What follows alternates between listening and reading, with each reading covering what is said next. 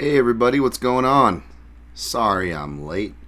Dan Tom here as I get my name back on the screen here with my creepy little thumbs up. What's going on? Dan Tom, host of this shit show, the Protect Your Neck podcast. Analyst, of course, you've probably seen work on with MMAJunkie.com, Action Network, other places. Hopefully it's just those two for now. If it's other places they might be stealing, let me know. But yeah, we're here to, break down high-level MMA, but in a slightly different way. Not really a different way, just in my weird, unique way. As per usual, check the timestamps, folks, if you're listening in the future on Apple Podcasts or any other platforms. Still working on getting you the other platforms. I've just been bad about following up on things, as per usual. And if you're, joining me live, appreciate it. Not that I deserve it for being late, but if you want to hit the like button, you can. If not, whatever. I think if you hit the dislike button, it doesn't even show up, and it probably only helps. So it really doesn't matter what you hit. That being said, try to hit the like button if you're going to hit a button there. Subscribe if you want to contribute to the chat. Seeing the usuals already pile in, like my man Ghost Phantom and others. So thank you. I'm going to do the usual walk and talk as I try to get things up and running here. Of course, I am the one-man show. Try to let you guys know, at least in the live chat there, that I'd be running a little bit late to compress my eyes. Still going through eye issues. Doesn't sound like it's that serious. I don't know. It wasn't too reassuring. Wasn't able to get a prescription update that I need, so my eyes kind of already straining on that end. Because they said something was going on there, so they referred me to a general optometrist or whatever, an eye doctor, specialist, whatever, if you will. Went to see them. Everything looked fine just, the day before. This little sty chalazon or whatever, which I've had before, usually on the upper, popped up on the lower. And pain has been down a bit. But yeah, they said sometimes if you say you have eye issues, and also my normal lady who does it was like her daughter, I think, wasn't there. So maybe between those two things, they weren't comfortable with proceeding any further. Maybe I just went on a bad day too, because I was having, it was affecting the vision, which I've read they can sometimes do. So anybody has any issues with that, if it affected your vision, a lower one, let me know. You have to be TMI. Sorry if I'm being TMI here. I'm just trying to kill some time while I post this. I think we're live on YouTube right now, which is pretty cool. Or on Twitter right now, which is pretty cool. Yeah, again, check the timestamps from top to bottom. I'm going to recap UFC 285 first. I'll try to touch on you listener questions before and after that. I don't want to get too tied up. And after the big fights, of course. And then we're going to be breaking down from... I'll be touching on the top fights from Bellator 292. I don't know how much I'm going to have for you guys because kind of like I tweeted, again, sacrificing and going through a bunch of bullshit is not enough for the universe to pay the piper. Every time I'm supposed to post these things early, I see people post these things days in advance. How do y'all do that? If you're using I'm using Ecamm Live, for example, do you guys post the show to your YouTube account and then close down that casting program so it doesn't slow your shit down and you don't have the magic eye blinking at you? Is it recording me? Is it not? Is it all right to change right now, or is this thing did I accidentally hit? Because that's my fear, if I set it up too early that I'm gonna accidentally hit it. The government could be watching me. And no, honestly, more importantly, my computer, my CPU, 2019 MacBook Pro here, it just runs god-awfully slow to where I was okay, I got it set up, 3:30 this afternoon. We got 3 to 4 hours roughly to go, Dan. You make your smoothie, shower. Okay, maybe that's an hour and a half off. It takes me a half hour to make my smoothie. It's a real pain in the ass process. But yeah, do you want to finally get a workout in this week, or are you going to actually get to look at cool fights, not just the UFC slog, what they're fucking shoving down our throats? Very grateful. Don't get me wrong. Going to be able to go to this one live. Super grateful. Thanks to a listener. Shout out to my guy Martin. I won't say it, last names or anything like that. I want to blow up your spot, but again, part of the reason why I do this is amazing listeners like yourself. Incredibly grateful, don't get me wrong, but I'm just saying there's some cool shit going on in Bellator to keep the same energy from a previous podcast about saying to support other organizations, find other organizations that aren't the UFC and get into it. You'd be surprised how much enjoyment you can get. And you can have a little bit of that hipster cred saying, you were onto this fighter first. And if that's not your thing, you're here because you're a part of the gambling crowd, which I don't blame you. Well, it benefits you there too.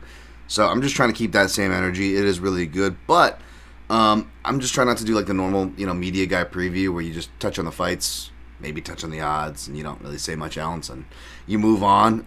Unfortunately, that's what it's going to probably be today, folks. After I get done doing this, editing it, getting it out, posting it to all the appropriate channels, I'm going to turn the page right over to Bellator, who thankfully do 4-fight main cards. UFC, I should have been more great. I don't know. I feel like I'm always grateful for shit, and it doesn't matter. I should have been more grateful for the 5-fight main cards. Like, we quietly kind of went back to it, despite the 6-fight fitting their whole slog and filler, content, ultimate filler content every week, never stop. They're back to fucking 6-fight main cards. Thankfully, Bellator only has 4, and very familiar with those fighters. We'll get to those in a bit, but yeah, I really wanted to dive deep on Shabli and Tofik. Tofik familiar with, not as familiar with as Shabli, and even that just an excuse to go and watch his fights would be awesome. But yeah, it was not meant to be. Back to the YouTube programming thing, if anybody has some tips below.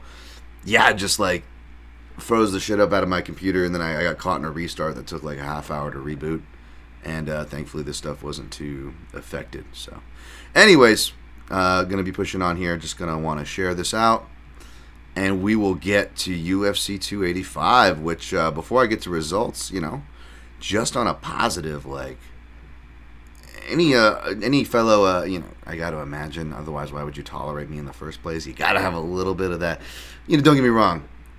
Be a positive, kick-ass dude, like whether it's Alvin Yakatori's and the Mark Fellows of the world who pop up in the chat, and I'm very lucky to have that. But, for those of you who maybe have that jaded fan side, it's been a while, like, I think even us got it, we felt that, right? We felt that excitement, and no matter how you feel about the guy, John Jones, I do think obviously it was because of him. He tethers us back. He's one of the few names now that tethers us back to a time, our WWE Attitude Era, if you will, as a DX suck it thing kind of goes into my head when he did that to DC after their first fight. Like he tethers us back to that time, and I definitely felt it, man. Like, I was excited for the prelims. Like, there was like a women's fight that I didn't have any action on, and just like them coming out, like I just got pumped for it. I'm like, why? I wanted to go train and work my bag, like just on the walkout, and that's also due to the production team. Like, they were just feeling they were firing. I am not shy to give my criticisms, albeit fair and just, and not trying to overdo it. Definitely not shy about giving my criticisms. Gotta give credit to the production, from the people behind the scenes to commentators. No one has a perfect night. They'll say that themselves, but I was just feeling it. Everybody felt like they were kind of firing on all cylinders. So I definitely want to keep tethered to that positive note. To start things off, as I finish the tweeting process here, again, apologies, one-man show. Someone said one-man schmo. What about Tofik with those schmo glasses? Like, don't let the guy fool you, as a guy who wears glasses and has a, even when you're in weight cutting week, you just got chipmunk cheeks. Did not save your life, and jowls to boot. Definitely not picking on Tofik, shitting on myself here. I can understand, man. Go me face, right? Go me face. Hashtag go me face. For familiar listeners of the podcast. All right, live now. Talking hashtag UFC 285. Hashtag. We're gonna do all the hashtags here. Why not? Bellator 292 and hashtag UFC Las Vegas. Join here. Not gonna go into the DJ, man. Yeah, but Dan, didn't you just say it? All right, we posted that, and let's get to what's going on, everybody. So we got Ghost Phantom in the house. Hello, Dan. Can't stay long. Really enjoyed your breakdown with Merab and Vader. Thank you very much. Of course, the in-depths are out now. Posted at the usual spots. Got the in-depth on the main event video and written over at MMAJunkie.com, and got betting angles on the co-main event posted and schmosted. Didn't get time to do any of my log any of my plays yet, because again, I was like inching for every minute. If I do one thing, it means I'm not doing three. Kind of like what I told you with the do I work out, do I watch Tofik Shabli? No, I deal with computer problems, right? It's classic Dan Tom. So we'll see what we get to. My man Brad, Taz check in the house. Maybe my eyesight is messed up because Mr. Tom is looking as handsome as. Oh, you're too kind. You're too kind. You know how insecure I must be feeling from not working out because there's a little vain man inside of me. Thank you, Brad. Jin Karasu. Hi, Dan. It's the man. I love your breakdown and podcast. We are in an age where other reporters in this space write half-hearted garbage and not researched opinions. I know. That's why I'm apologizing ahead of time before I give you my half-heart. Just kidding. Jin continues and says, so thank you for your detailed work. I try to get it where I can, and I definitely call myself out. Not trying to throw shade at others, just trying to tie in that I am no better, folks. I'm trying to remind that with these messages. We can get tied up and feeling in our feelings, which I get. I am not beyond. Just saying, all right. Jen says, you might not always be right, but the work you put into your breakdowns and your knowledge is like Jack Slack and all's guarding my respect. Oh, thank you. Appreciate you, sir. Too kind. Cobropolis Rosen. Dan, PYN is one of my favorites, along with Jack Slack podcast and Heavy Hands. Sometimes I don't even watch fights. Use your guys' opinions as my own to brag to my friends. Feel free. It's more common than you think, by the way. Feel free. Synchro Wing in the house. What is your best impression? Reminding me to do the Diaz. We'll see. We'll see. I don't know what it is. That's not up for me to decide. I feel like Stallone and Connery have long taken up space in this head, but Diaz pops up from time to time. We'll see if he look at the card here. Who do we got? Do we got anyone where Diaz might make a special guest appearance? Would he be into any of these fights? And wow, I'm getting random Tapology promo in my ear. Thankfully, it's not yours. We'll see. Yeah, we'll see. We'll see if Nate Diaz makes a cameo. I'll send out a message now. We'll see if he randomly pops up into the show. Again, apologies. I feel like when I did these audio versions more, you definitely got more impersonations. I definitely feel a little more self-conscious with the video on me to let loose with the audio. But I definitely will. Pedo Forrester definitely is a strong one. You're right, Brad. Do we have any Jamels in the card? Jamels, blueberries, cucumbers. Sorry. Yeah. He is definitely. Who's dumbass? Sorry. We'll get to those fights for certain. But hey, let's kick it back. I actually do have a tab open here. It's a UFC 285, and I do have my results actually written down. Look at that. Got some notes even. Because again, I was going to do a recap show on Sunday, but just like I said, with time being finite, when I don't do one thing, it means I'm missing another. Everything's finite windows, right? So it's I tried to on Sunday, and what the heck happened Sunday? Yeah, just to do this I was just acting up and other stuff, right? I was just burnt out. And so I was like, okay, I'm a rain check. And I was trying to get a guest for you. Almost got a really big guest. We're going to try to do something on a later show. It just didn't work out, so that was part of it too. It's just a pain, just trying to make sure. And this is just not on anybody. This is just speaking in generalities because it goes both ways. And anybody who books knows what I'm talking about. You guys know what it's like. And shouts to you shows that do have to do the consistent week-to-week booking. I hope it bears fruit. It definitely is a good way to promote your shows and grow, which is part of the reason why I probably, a little bit of a stagnant stay the same here, but it is tough. I missed my window, and again, this happens all sorts. A lot of friends of the podcast, if you're listening, don't feel shame or like I'm throwing shade, but I like last week in particular, and even the week before, I think I've had just a lot of agree to do a lot of things, and then have those people bail out for one reason or another. And again, I think I may have to go back to keeping things tight. So again, don't feel bad if that's you in the past or you in the potential future if I can't connect with you. But I'm really going to have to keep things tight. I'm in negotiations right now, which is good. Again, I'm busting my ass, and there are things that we are improving on, right, from production quality and so forth. And I'm in some contract negotiations now. Wish your boy luck. But it's also scary times because, as you guys see, I struggle to get to where I'd like to my standard to be with you guys week to week. And right now I'm negotiating the rest of my quote-unquote free time, which will bring me other work that is awesome and more money, which of course is awesome, and the kinds of work that I'm actually passionate about and wanting to do. So these are good things. These are not playing me violin at all. These are positive things, but also just be wary, folks. I may have to be tightening things up on multiple fronts here.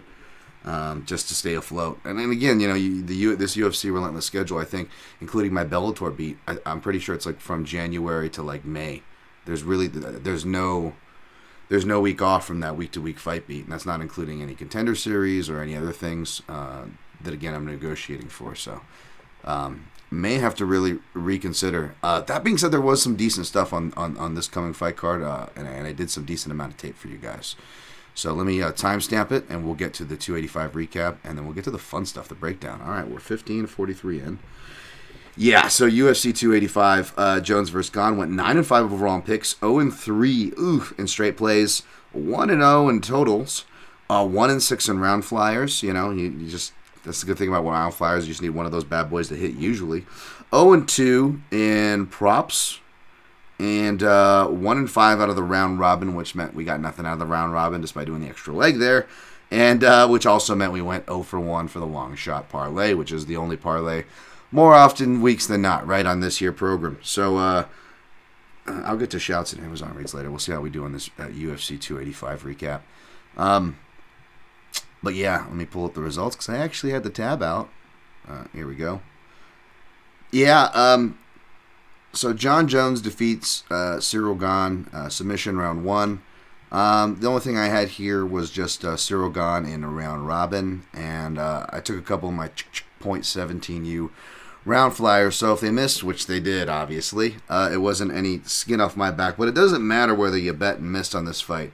If you were just wrong and you picked Gane like me, boy, did you have to hear about it, right? I mean, again, and not to be retrospective or anything, but I did call that, amongst other things, but, I was wrong, don't get me wrong, but yeah, I did call that. People were going to be, and you already saw it, again, back to the franchise fans, and I'm not talking about friends this podcast who are OG MMA fans and OG Jones fans, or or people who are just gamblers, friends or not, friends of the show or not, who have the Jon Jones tickets. You guys, awesome. Brag all you want. Not talking about you guys, of course. So again, don't take it too serious here. But as far as outside of that circle, the majority was just victory laps. And again, the most, and I should have known, is classic Dan Tom. You don't called a hater despite pick. I don't think I've ever officially picked against Jones, by the way, which is the crazy part now that I think about it. Yeah, now I came close with Reyes and proved why, right, with that fight, how the way it went. But it just was again, it was just hearing my guy AB talking about Nick Diaz talking about coming back and how he looked against Robbie, and how people had low expectations, myself included, and most of us did because he was out for 3 years just partying. Now this is Nick Diaz, this is Jon Jones, this is Nick Diaz in a certain part of his career that Jon Jones, even at 15 years into his career, not the same context, of course, I get it. But it is funny that, again, it was a similar trepidation, and it wasn't a abnormal one, if we were really looking at the facts, two ways, and even people that picked Jones were surprised at it, like it being that fast, especially if you, are very sensible. Listen to my guy, shouts to Eugene S. Robinson, excellent take on this. He was somebody who picked Jones. But, again, if you're being sensible, you're not just being, oh, go, bro, like front-running fan, like BS, like, yeah, you like, wow, because, again, I laid out the case as to why, to be careful if you're expecting Jon Jones to just come and show that, he's the Jon Jones from old, and explaining what he did, he hasn't technically done in 10 years, and that was against a middleweight, and that was, coming up, and that was, already past it, which is a lot of Jon Jones's resume that people really, again, not saying you can't, not saying it's a bad resume or Jones isn't the GOAT. If you had him as your GOAT, he's obviously still your GOAT, and I had no problem before. I got no problem after. It's a subjective thing. I'm not trying to die on any heels there as regards to that. But, again, context is kind of everything. And I'm kind of all over the place because we start getting into this, GOAT thing, and everyone's like, oh, the pound for pound thing is solved. And I'm like, is it? Like, easy. If he's your GOAT, that's cool, I just, pound for pound is debatable, and he sure as shit ain't the best heavyweight, of all time or at the moment, right? So it is strange. But, yeah, back to the prognostications pre-fight from me and most. I explained that how many fighters go and do something that they haven't done for 10 years and they just go and do it in any context? I'll wait. It's a very small list. I doubt you have anything immediately ready to throw at me. But I explained why that even though people are overlooking how unrealistic what they're expecting, I also, in the very same breakdowns, explained why, well, he actually is going to go after the wrestling very fast, one way or the other. And he did do that, right? And it was funny because one of the things, you guys probably say in the chat, I was talking about the under the ass half guard kind of get up.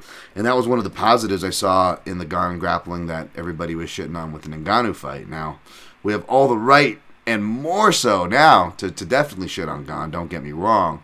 But he did do, some actual good moments in that fight, again, including a mount, shrimp, half guard, underhook get up, turn it into a single leg, stuff that you don't even see lighter weight fighters do. So something was there. And in the finishing sequence against the fence, you see Jon Jones go for the choke the first time and miss. And if you look why he misses, you rewind the tape, you'll see Gane's hand, where is it? It's under the ass. The exact detail I highlighted. Now, Gane gets stuck in no man's land where he goes to post on his right arm and try to get up, but he can't get up because Jones has...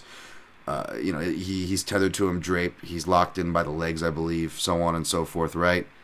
And more importantly, there's a shrug and an adjustment Jones makes, and you see Gane's hand go where? From below the ass to above the ass. And that was at the time where he got the choke. Now everybody's arguing like, oh, defending DC, like he wasn't butthurt. He was confused like most of us were. And Jon Jones, I think, as of course he's going to tweet, was like, he couldn't recognize a guillotine choke.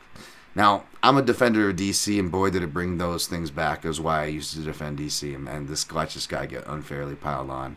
But I will say, I side with Jones on that one. It wasn't too hard to see, and I'm not going to be a revisionist person or go back and, try to make my wrong pick feel better and go pick out the part of the podcast where I lay out the other person's path and play it.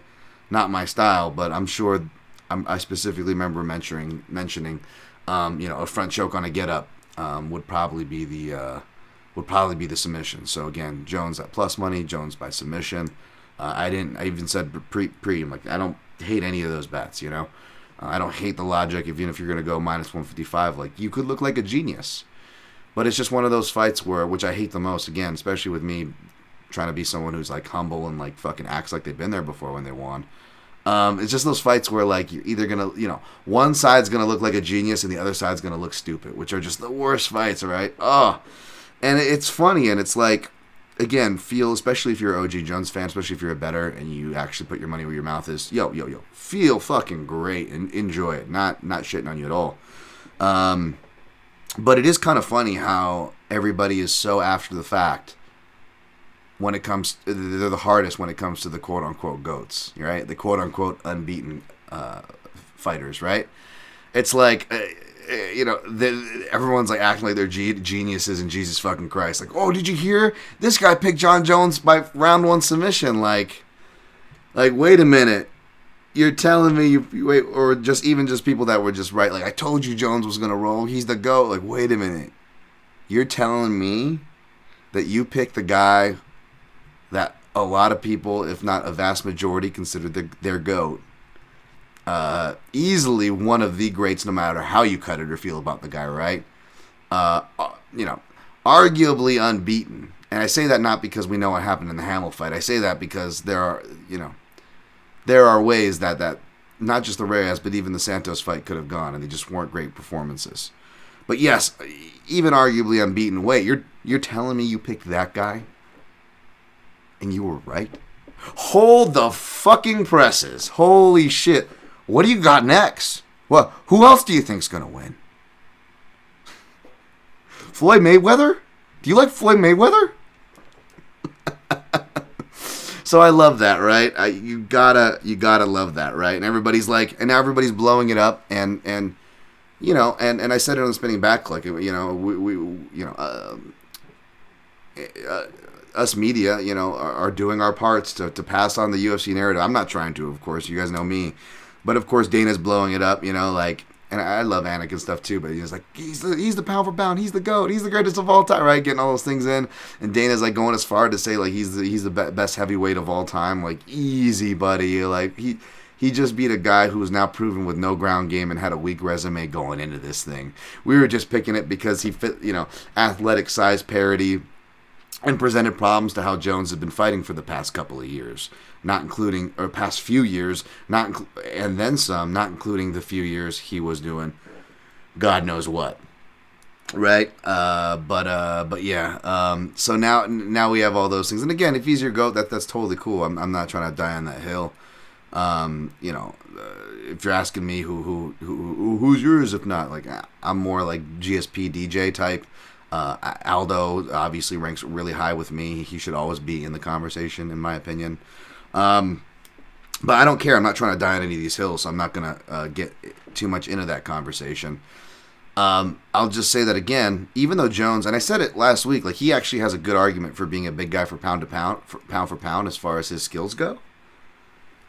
But again,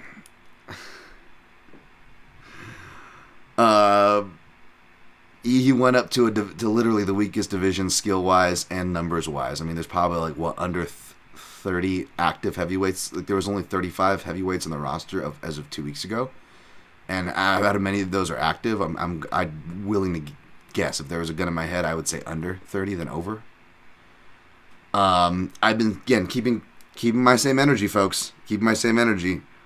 And not trying to pick on the heavyweights here, but again, has there ever been a fatter heavyweight division? And not just the UFC's heavyweight division history, not just MMA's heavyweight division, like outside of sumo, combat sports heavyweight division. Again, I will wait, and I am still waiting. Is there a fatter division than ESPN pandemic era UFC heavyweight? And it's also the lowest skill and lowest number division.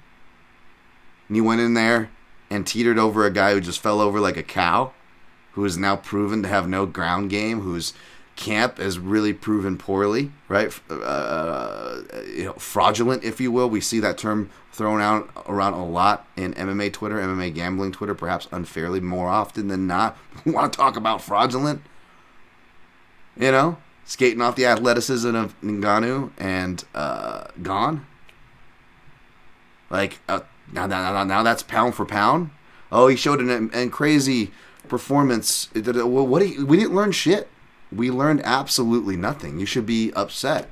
Even people that were like, getting on the knees to suck the dick, and I'm not going to do it. I'm sorry, folks. I was wrong. I'll admit it, like every other time, because I am accountable and I keep the same fucking energy. But I ain't going to suck the dick. Nothing wrong with sucking dick if that's what you want to do, no matter who you are or what gender you are. Go do you. But I am not going to fucking get on my knees in line and just praise be for that.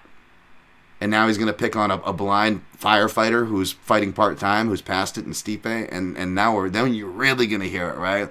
Because Stipe actually does have the stats that everybody conveniently forgot. But now all of a sudden, when the promotion itself forgets and disregards Stipe, now all of a sudden, look who's in the crowd. By God, it's Stipe. He's the greatest of all time. And he wants to get challenged by the new greatest of all time. Like, wait.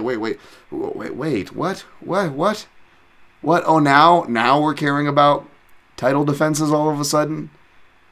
Like, oh my gosh, man. Not a jab at religious people, but my goodness, is MMA history like the Bible as far as like how people just love to selectively pick from it to what serves the narrative.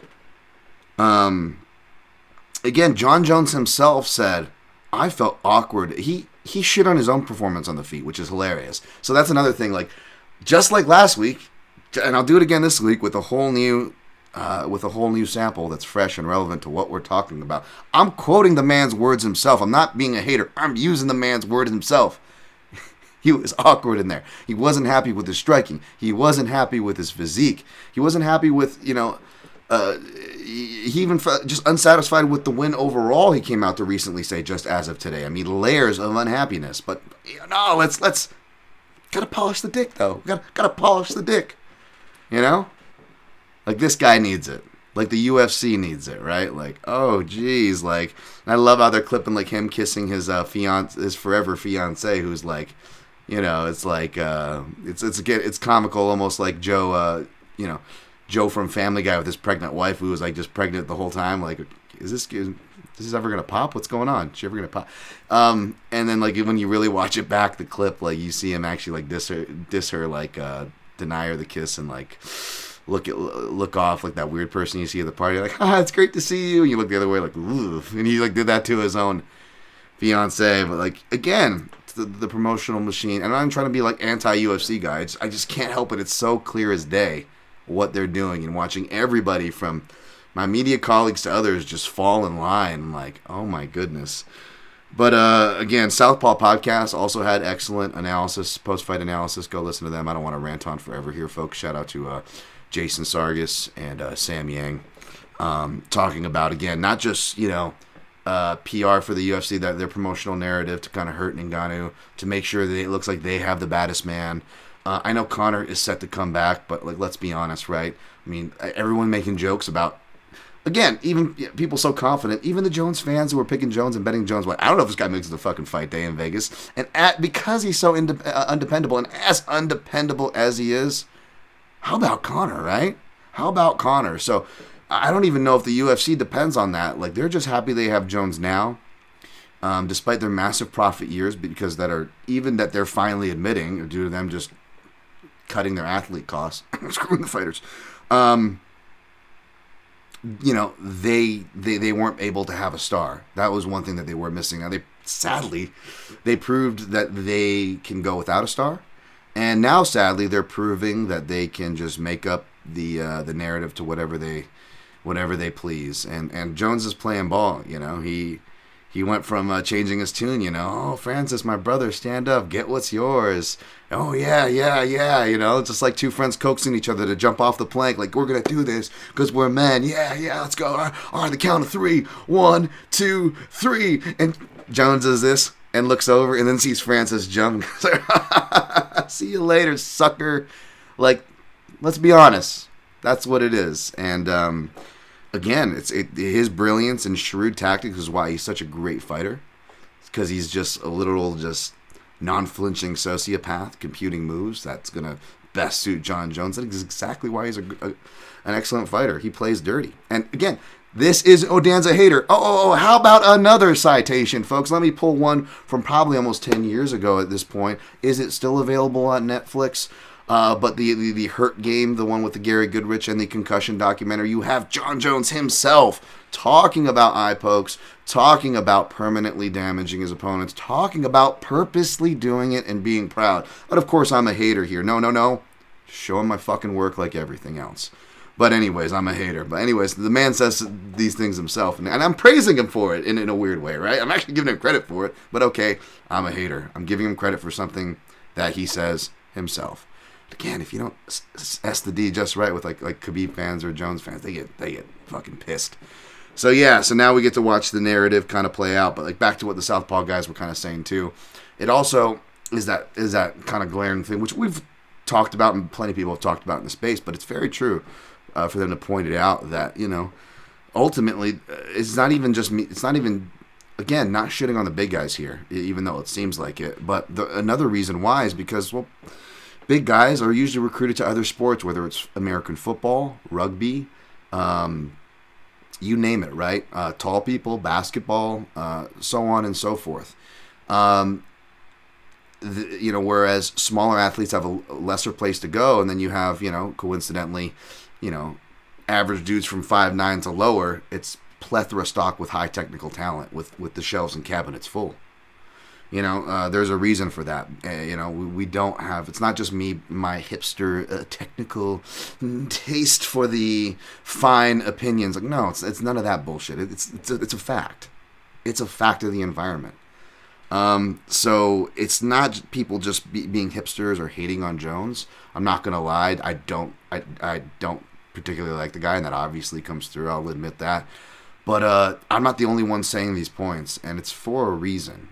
Again, be your favorite fighter. You can stand the guy. He could be your GOAT. No problem. I'm not going to argue with you for a second on that. But let's be easy on undeniable pound for pound, impeccable performance. We learned so much from it. Best heavyweight right now. Best heavyweight of all time. Those are not true. Those things are not true. And right now they're trying to package up everything with the excitement, for you in a nice, neat little package. When really, again, everyone was shitting on Jones. Even his supporters going in were shitting on him and his training partners harder than me. I was defending his training partners. Remember last week for being a hater?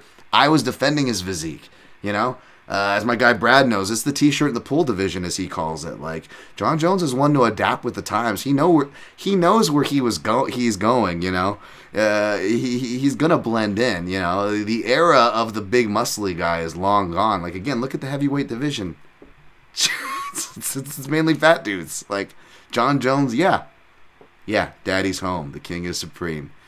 Because outside of a healthy Tom Aspinall or Curtis Blades fighting the perfect fight and utilizing his underrated striking, I don't see who's really going to challenge him outside of those names that jump out to me right now. It's actually in the UFC. Correct me if I'm wrong. But yeah, man, Jones made it look easy. And again, be happy that you got that bet, because I haven't seen Jones at that number in years following this game. Grasso defeated Valentina Shevchenko, cashed the under, thankfully, which was the biggest bet of the night. We would have went over if we would have gotten to the black if she got a KO. I don't even think she needed to get it in round 2, but I did pick and play round 2 by crucifix. And where did she get the crucifix, guys? Round 2 again. I'm not saying it should have been stopped. It was a good empty half escape by Grasso. That's not why I'm groaning. I'm not playing my violin like so many other fights where I sadly have the right to. No. I'm just saying, like, the analysis was right. It was right. At least I'm not crazy. That's all I'm saying. At least I'm not crazy, right?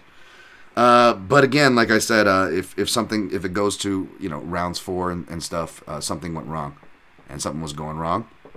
And caught it a little bit live, and I was like, whoa, I didn't even pick it up till like halfway through the first round, because she was going back and forth, but I'm like, oh wow, Grasso switched southpaw. And it's funny, I haven't listened to Heavy Hands yet, but I'm sure they're going to talk about it.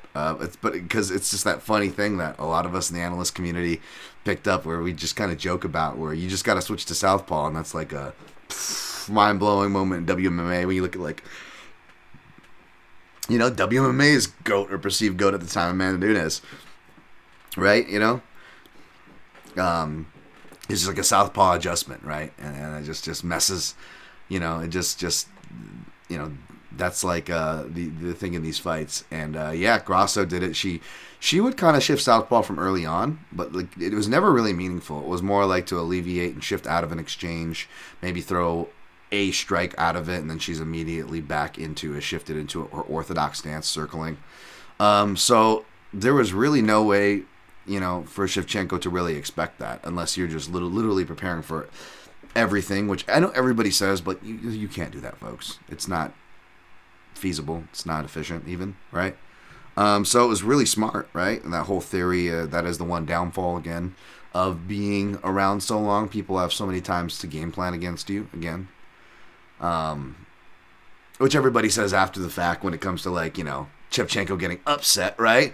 But then they conveniently forget those facts that they and others may have said themselves before, like a Jones-Gane fight, because it's always selective, right? It's always after the fact. But yeah, like, that is an absolute truth. And again, not trying to be like after the fact guy or whatever. And I was, drinking, watching live. I actually missed that it was off a spin kick. I thought it was because Valentina was getting over aggressive, so I shared in my breakdown that said the one pathway for Grasso is going to be getting Shevchenko's back, of her getting over aggressive. Now, she got over aggressive with a spinning kick, not back exposure like she has in the past, what I was citing if I was being honest. So I definitely didn't want to make it look like I was gloating there and want to correct myself, if anything, on that tweet. But at least the under came through, so I didn't lose my ass off too bad. It was crazy. This again, then we had Rachmanov versus Jeff Neal. Speaking of heavy hands, it was one of my dessert podcasts. A lot of these times, these dessert podcasts, I don't even get to listen to, if at all, until after the event.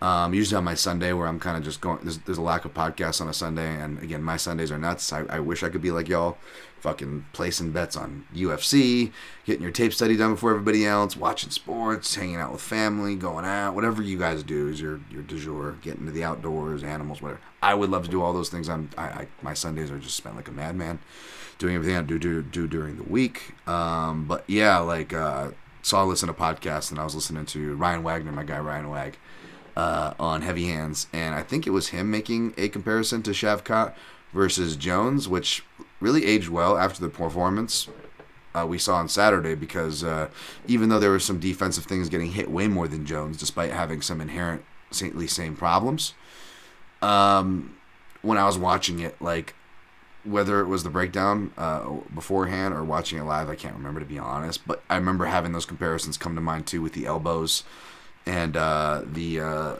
subtle but attritional body work. And hopefully he can get more claustrophobic and find more efficient ways to close into that clench to get around some of those inherent tall man defenses. But he's got a hell of a chin, but I don't think he should depend on it, even despite walking through Neal's shots.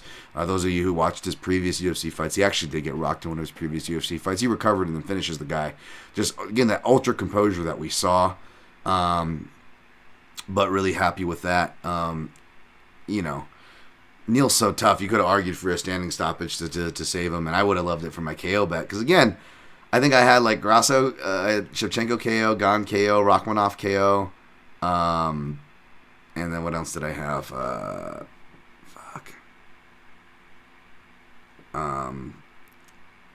think I had Marquez sub, which we'll get to that. And then a Duplessis round 2, which actually did hit. So the point when that hit early in the card, and that was one of the more weird ones. So I was like, oh, that's probably one of the harder of the 5. And I'm like, I don't play in extra legs. I still got 4 legs or whatever to go. I'm like, there's no way at least one of those don't hit. And all I needed was one to hit to pay it off. I thought I was good. I shouldn't have said it. I jinxed myself. Remember, I was saying last week I got jinxed by a listener. I jinxed myself on that one. So poo-poo on me on that one.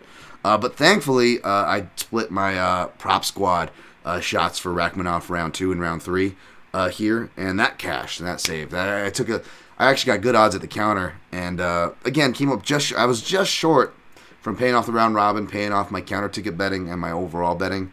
You just need one thing here or there to hit. And that's the game, folks. You know how it is. I'm not saying anything y'all don't know. It's just what it is. Speaking of that's the game, and speaking of stuff that y'all should know as far as how the Dan Tom luck goes, back to I was just saying, hey, I'm no different or this or that. But they, man, if we're keeping tallies when it comes to split decision beats on fights that should have been scored the other way, you bet your ass Dan Tom was probably on that wrong side, both as a pick and in this case as a play.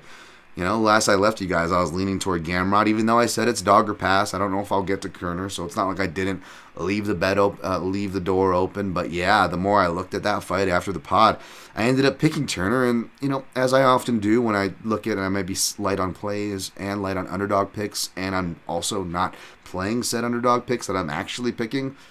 Yeah, sometimes if you want to call me guilty for, does that qualify for forcing a play? If it does, then I guess I'm guilty.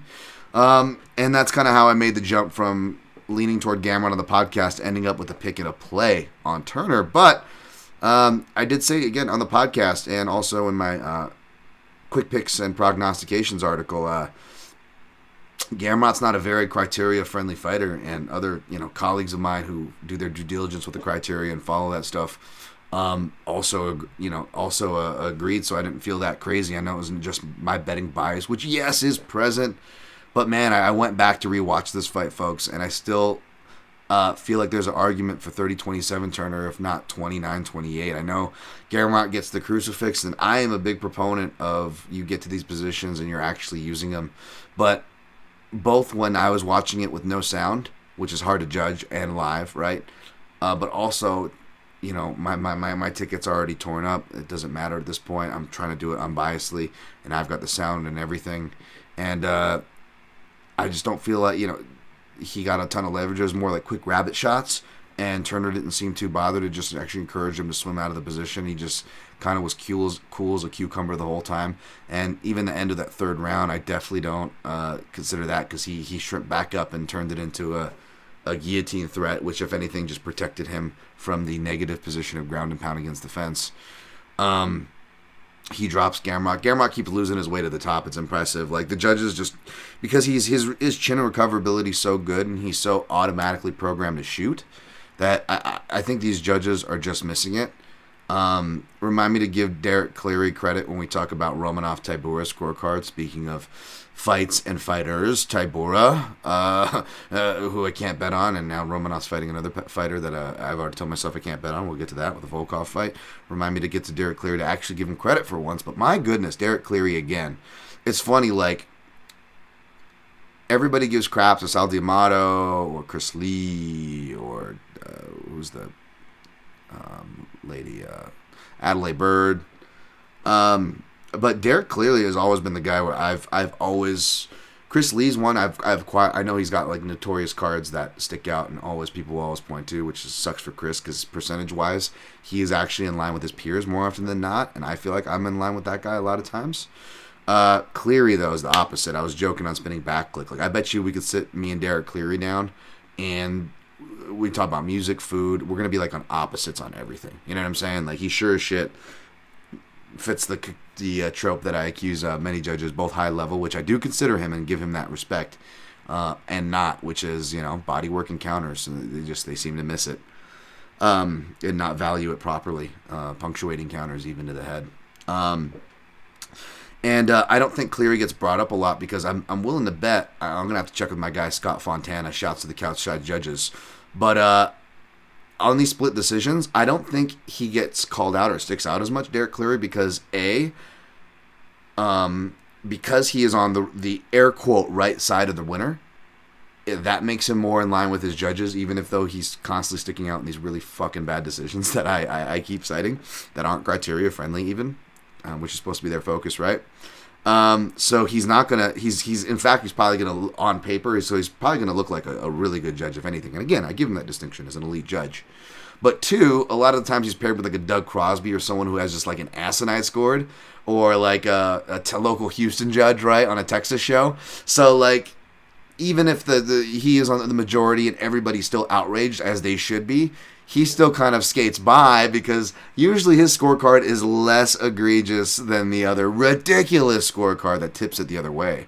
Let's be honest, probably the wrong way, right? So I feel like this guy gets off, and I'm not trying to fucking add to all the unfair bullshit that judges get, and it's a very hard and unfair job, and they don't, just like everybody else in this industry, don't get paid enough, and because of that, we suffer the quality, and we complain about it, right? So believe me, I'm not trying to be disrespectful, but oh boy, that guy's fingerprints always on these motherfuckers. Bo Nickel defeated Jamie Pickett via nut shot. Shared my guy James Lynch. Shout out to James Lynch, great interviewer in the space. Did an interview with Pickett, who was like really positive about it. He's like, I'm not even blaming Bo. I wish him the best, man. I hope he becomes a world champion. It's not his fault for him. It's the ref's job, and the fact that they didn't even care, show that they cared, file the complaint, motion for it, nothing. And not that they would do anything anyways, let's be honest, but still, right? It's like, can you guys at least fucking pretend that you guys are, to doing your job, especially when it pertains to fighter safety, the most important part of your fucking job, the part that you use to justify your fucking paychecks and find fucking fighters for safety. My little Dan Tom jerk-off gif there for you audio listeners. Cody Garbrandt defeated Trevin Jones. I'm so busy, I really need to start just tailing the Action Network. Shout out to the Action Network. Like, I need to tail them on their NASCAR bets, their baseball bets, like Sean Z, got Billy Ward. So many smart people out there from multiple sports, including this here one shit show we cover. And I know a lot of people were on maybe I had that ticket. I'm not try to not to give y'all credit. I'm just saying, man, we got some sharp people over at the Action Network for that. All right, I'm gonna clean up in the chat. Beto Forster T-shirt and the Pool Takeover. My guy Brad Dash. That's right, baby. It is. Hey, D Levy.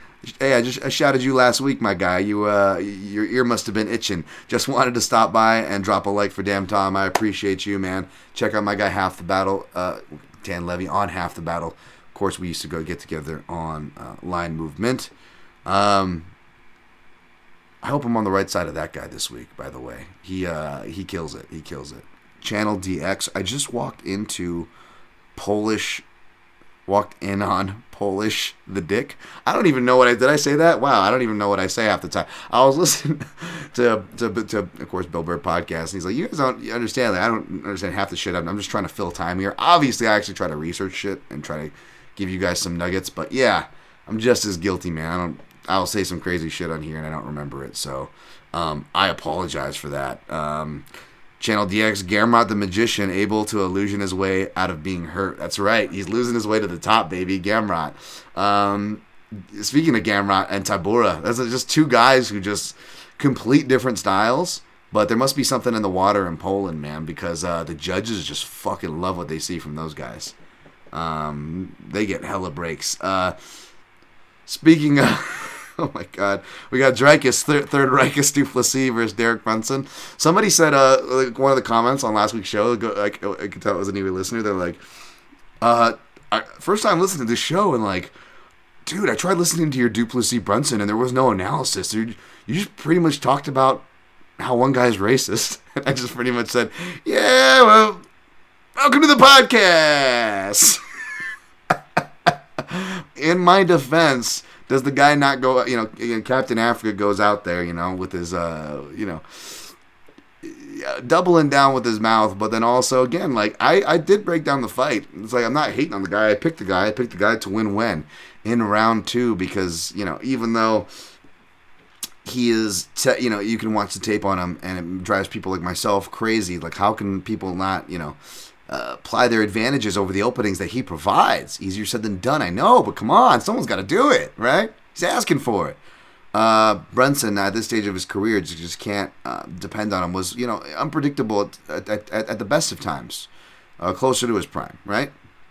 No offense to Brunson, and I thought I caught a break, which I was more than grateful for, as you know, but apparently it should have been stopped even earlier than that, and everybody agreed with the stoppage, so. Maybe I didn't catch a break, but that was cool. I wish I played it straight up, but I did not. So, again, not hating the person for the comment, and I didn't even deny what they said. But in my defense, I did provide some analysis on that fight, and it was actually accurate as fuck. So, there's that. What was not too accurate was my play on Viviana Araujo, who lost to Amanda Ribas. I didn't go back to rewatch this fight. I was alive, kind of just settling in at this point. And it looked like Araujo was doing well, as she often does. And I know she's prone to get tired. And maybe Ribas could have banked with some grappling. But I don't even think Ribas backers were expecting her to drop Araujo and then just take over from like round 2 onward, right? Like, I think that's how it went. Again, I watched this live. It was a little vague. All I know is I didn't have any hopes of that ticket by the time I got to the end. I felt it was a clear winner. So, congrats to you, Hibosh backers. Marc-Andre Barrio defeated Julian Marquez. I was walking in, getting seated at this time, and I only saw the loss. But apparently, I was looking good. Apparently, in the first round. Not me, of course, the actual fighter. My guy Julian Marquez there. But my play wasn't looking, completely stupid, right? And then, again, just you just felt, despite training at elevation, Julian Marquez been through a lot of injuries. I don't know if that has anything to do with it. I'm just saying, a lot of layoffs, coming off of a layoff. Saw people citing that. Again, we cite these things after the fact, but we conveniently ignore it when, again, John Jones comes out and makes it easy. We're like, oh yeah, of course, never in doubt. Again, I know I'm not making the strongest cases here by comparing Julian Marquez. Not what I'm trying to do, making apples for apples comparison, but you get what I'm saying. It is very convenient when we cite things. it's just a game, man. It's a volatile game. That's what it comes down to at the end of it. Don't let me or anybody tell you that they've got a beat on the game. No. Irish Machado defeated Kenan Song. I'm always happy to see fighters come back from adversity. That's what happened here. I didn't watch this fight. I just had it in my ear as I was driving to the venue. So I completely missed this fight. But apparently, just playing into the cringe. Apparently he did the Billy strut. And, I don't know. I posted like a thing of like Kenan Song like really bloody. And I don't know. I didn't read too much into it or get like sensitive about it, but a lot of people did. And my more question is like, did you do this for your other opponents or just the Chinese guy? Are we keeping that same energy? Huh? Is this something that you do? You sound pretty committed to that. But I don't know. He's a young man. It's very easy to commit, to sound that way. So I don't want to judge the kid too harshly. Not my style as far as that goes, but trying to judge him for in the octagon, and I like seeing people overcome adversity, man. And he's, with a good camp, and there's a lot of positives to look out for. So we will see. The other African on the card, Cameron Simon. Real African. We're real Africans. Defeated Martinez, almost fouled his way out of the fight, which is pretty ridiculous. Didn't watch it, but was just like, had it on in the background. This is the fight that got me pumped for whatever reason. Just what I was saying. Like, I just was getting pumped for the night more than this fight. But watching them like walk out. Tabitha Ricci. Hopefully she cashed some tickets out there. Made work a penne. Didn't have to go to a sketchy decision, which is always nice, right? Farid Basharat, drillers make killers, and he beats Damon Blackshear by unanimous decision. Loik Radzhabov defeated Esteban Ribovic. That was a fun fight from what I saw, and it was funny with Radzhabov taking it on short notice. Part of me was like, should I just put like a round 3 flyer on Ribovic if he's still around? And I was like almost regretting that I didn't, and didn't cash anyways. Not that it would have mattered, but like that was like going to be one of the only things I would have recommended on that fight if I had got around to it by podcast time. All right, 56-53. There's the recap for that. Got Mark Fellows in the house. Sorry I'm late. I was in the air. I had the pilot divert to the nearest airport for an emergency landing so I could catch the end of the show. I hope not, but man, hopefully Bali treated you well, my man, and you had a well-deserved vacation, sir.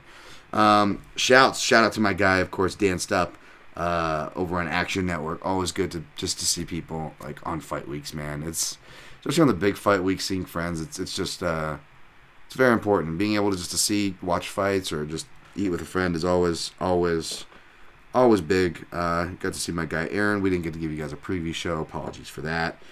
Shout out to Sirius XM crew. Got to do their show. Talked to my guy Anthony Smith, Ryan McKinnell, Kelly, great producer as always, and my guy D Loves Turmeric, the turmerictonic.com. Use code PROTECT15 for 15% off your order.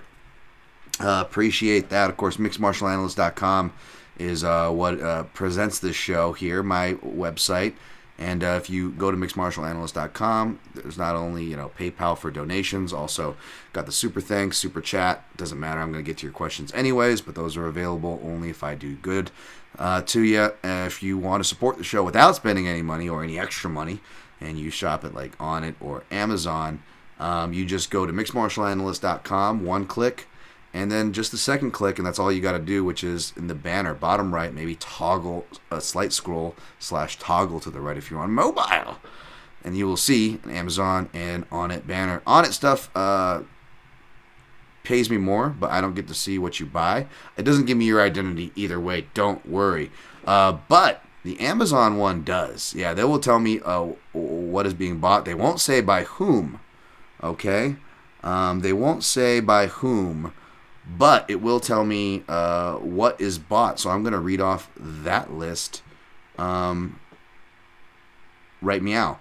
And don't worry. So again, it's not going to give me any identity. You want to go, have one night in Bangkok like David Carradine, get the silk kimono, the silk rope, the choking rope maybe doesn't do you too much, so you don't end up like D from The Wire, vibrating nunchucks, whatever you want to do. This is a judgment-free zone, folks. This is a judgment-free zone. This is an ally zone, okay? You're in safe hands.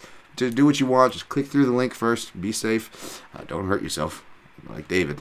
And yeah, have at it. Have at it. Someone bought Fruit of the Looms Men Eversoft tucked V-neck T-shirt. V-necks. There we go. Confidence with the V-neck, huh? I don't know, even when I'm in shape, I never feel good with a V-neck, and I even have a little bit of a tattoo tease I can have there about it. It just, even in my most stylish of days, I don't feel like I could ever pull that off. So props to you, sir. Dockers Men's Agent Slip-On. Thank you for buying that. Tough Grid 750-pound black Panacord parachute cord. Wow, parachute cord. Thank you for buying that. I hope it's good. I bought some faulty things through Amazon. Parachute cord. I want to make sure that's good. Hopefully that's good. A safe drop. Utopia Wear Premium Cotton Blend Knitted Turtleneck. Turtleneck. Is Ben the Bane shopping through my link? Huh? Turtlenecks and parachute cords. You doing some crazy video, sir?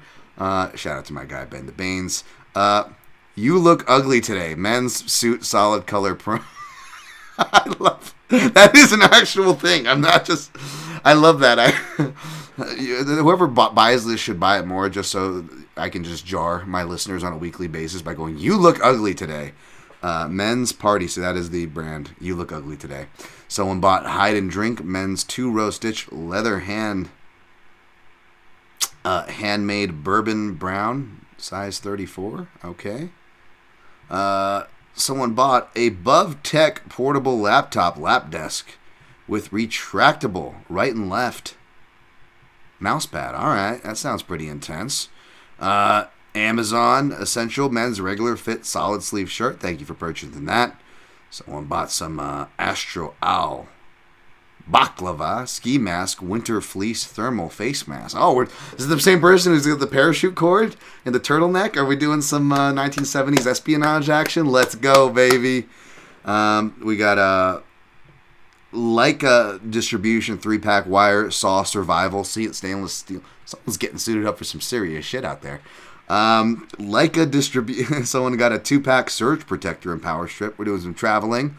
SkyPal computer speakers, RGB gaming speakers. Appreciate you buying those. iHuan winter gloves for men and women. All right, for your little espionage. I appreciate it. ODK 39-inch computer desk with monitor stand. All right. Smug Home Office ergonomic desk mesh computer. Someone bought Overdisa USB microphone. Professionale. Somebody got a J-Link gaming monitor, 27-inch. Thank you for that. That wasn't cheap. 1080p. Nice. Presentation clicker, rechargeable with red light. And someone bought a USB 3.0 hub 7-port USB data drive. Sounds like a lot of those were the same people, but I appreciate you using the click-through. MixedMartialAnalyst.com. Again, all those clicks, it didn't cost that person any extra, just a small purchase of their percentage of their purchase goes back to this here program, and it really does help a lot in this one-man free show, and your guys' support means so damn much, so thank you. All right, let's get to this breakdown, shall we? 103.07 UFC Fight or Bellator. We'll go Bellator. Sorry, Bellator 292. We'll pull up the odds for it. We'll go from odds perspective. Yeah, of course, the lightweight tournament. It's a really good one coming up. I know they're kind of, they're doing squash matches and the most competitive matches for like their 2 ones right out of the gate. We got Benson Henderson headlining it. Of course, the once and former king coming back at plus 850. I imagine it opened wide too, but wow, plus 700 he opened at. Usman Nurmagomedov as your favorite, of course, minus 1600. No in-depth for this one. I do have an in-depth on Usman out. Plenty of stuff on Benson you can read from me. For more on Usman's game, if you're not familiar. Usman Umar's brother, of course. Those guys, just very good, very well-rounded. Not just the striking as opposed to the wrestling. Not just which is a lot of times is Wushu Sanda based, but Usman, if I recall correctly, like you could tell he actually watched like a lot of Muay Thai and stuff like that, which I really appreciate. You see a bit of that in Umar as well, which I think I broke down even with his last fight in his last finish. Obviously, I'm going to be picking Usman here. I honestly didn't look at this fight, didn't have time to, sadly, like I warned off the top. So I don't have exact methods. Once I shut down here, I'm going to run through the proverbial comb, mainly Shabli and Musayev, just because I'm excited as fuck to actually watch and write that one up. I won't be writing anything too long because I am limited/limit myself in these, hence it's called quick picks and prognostications. Maybe we should have a version of that for these long podcasts, am I right? But yeah, you can go check that out. That'll be up mañana, tomorrow morning. Maybe as of right now, whenever you're listening to this. Of course, I'm recording and speaking live and referring to so. But yeah, surprise, surprise, taking the favorite there. I'm leaning towards Shabli, Alexander Shabli, of course, minus 145. Tafik Musayev, your underdog, plus 120. I appreciate it, competitively lined. Hoping for a fun, competitive fight. These guys have 5 whole rounds to sort this out. Powerful. Tafik should not be underestimated. Definitely a lively dog, but do not be surprised to see me following through with my lean of Shabli. Again, more familiar with him than Musayev. Not going to get too into their games. I don't like to speak on things too much without having time to have properly gone over them. Even though I probably won't get to a Linton Vassell pick. I love me some Linton Vassell. My heart will be with him. I don't think I'll get to a pick. Probably end up with picking Moldavsky. But I'm not, again, as high, and others have been a Moldavsky, which is why I score it how you will. I ended up picking Bader for a decision. There is a close decision that went my way. Yay. And then, again, same with Goiti Yamauchi, and the odds represent him more of a livelier dog. I agree with that. I don't know if I'll get to him as a pick. Again, you want to see me at Dan Tom MMA, on Twitter, or MMAJunkie.com, where my quick picks and prognostications will post. I want to refresh a bit on their recent stuff. Goiti I've always liked, and he's just been super interesting, climbing up now, to his 3rd division within Bellator. He used to fight at 145, mainly 55. Has been stepping up to 170. There are some things I want to see and refresh myself of his game before I were to take a flyer. And by a flyer, I mean pick. I don't like to bet Bellator. There's not a lot of meat on the bone at plus 100, even if I did pick or like Goiti Yamauchi. So it may be all chalk eventually, but keep an eye out for my content because I appreciate that. But more importantly, you really should watch Bellator and catch up on these fights if you're not able to watch live. I understand if you have lives. I get it. But try to, not that Bellator is perfect or beyond its flaws, but try to watch other organizations beyond the UFC. It's hard. I'm trying my hardest to practice what I preach. I did poorly today. I failed today. But I'm trying to give love where I can. Be traveling to Hawaii for the next Bellator shows next month, which will be fun. But yeah, not a lot to say on the rest of the card, although there are some names when you look down there. Chandler DX says, very excited for Tofik Shalby. In a stand-up fight, I'd root against Musayev. Yeah. I'm a fan of just technical lightweights, obviously, so I'm going to be leaning towards Shabli. Mark Fellows. Oh, I already read that. Okay. Yeah, what time are we at here? Sorry. 1:08:06. Yeah, sorry, folks. Not long for Bellator there. Again, I'll try to do justice with my Quick Picks article. I'll be doing the same for UFC Fight Night 221. UFC Fight Night. Jan versus Dvalishvili. UFC Las Vegas. Not Vegas, because that's not confusing. Last time they had a UFC Las Vegas card was Brian Caraway defeating Aljamain Sterling. We had Stevens beating Barao. We had it was a pretty good gambling night. I think I was at that card live too. I got to watch that one from oh wow, I was at that card too. I had good seats on that card. And then now fast forward right to then next time we use a actual hashtag UFC Las Vegas, and I get to go to this card. Very grateful to do so. Really, this is a really cool card to do it because it's going to be an intimate venue and a new venue as far as the UFC goes. And I personally like intimate venues more. Like I want to go. I still haven't been to the T-Mobile Arena. I don't think. No, I've been to it once for UFC 200. I haven't been since then, to be honest, for a card. And I haven't even been to the Raider Stadium. And I would love to do these things, but when it comes to MMA, I don't know. I like me an intimate venue. You guys feel free to let me know what you guys like in the chat.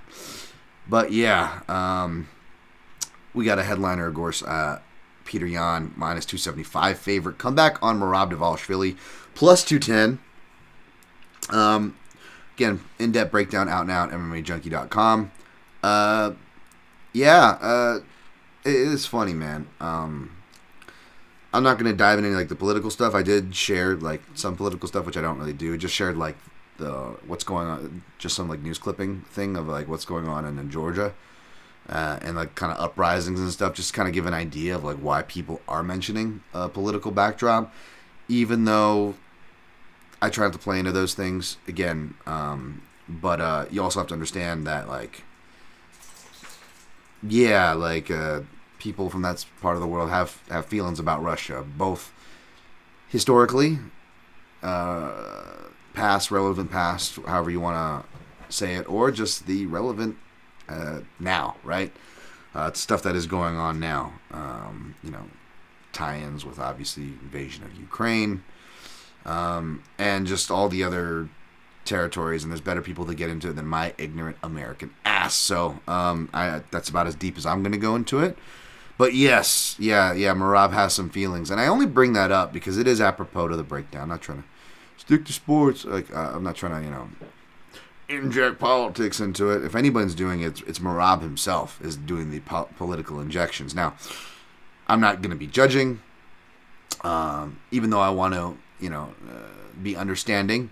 How can I or anyone that's not him or of his people really understand where he's coming from, right? So I'm not even going to pretend any of that. But again, as far as this breakdown and relevance goes, for what the product we're going to watch, and perhaps maybe you might want to bet on, I haven't. How does this pressure affect him, right? He is a guy who doesn't let much get to him. He just jumps in.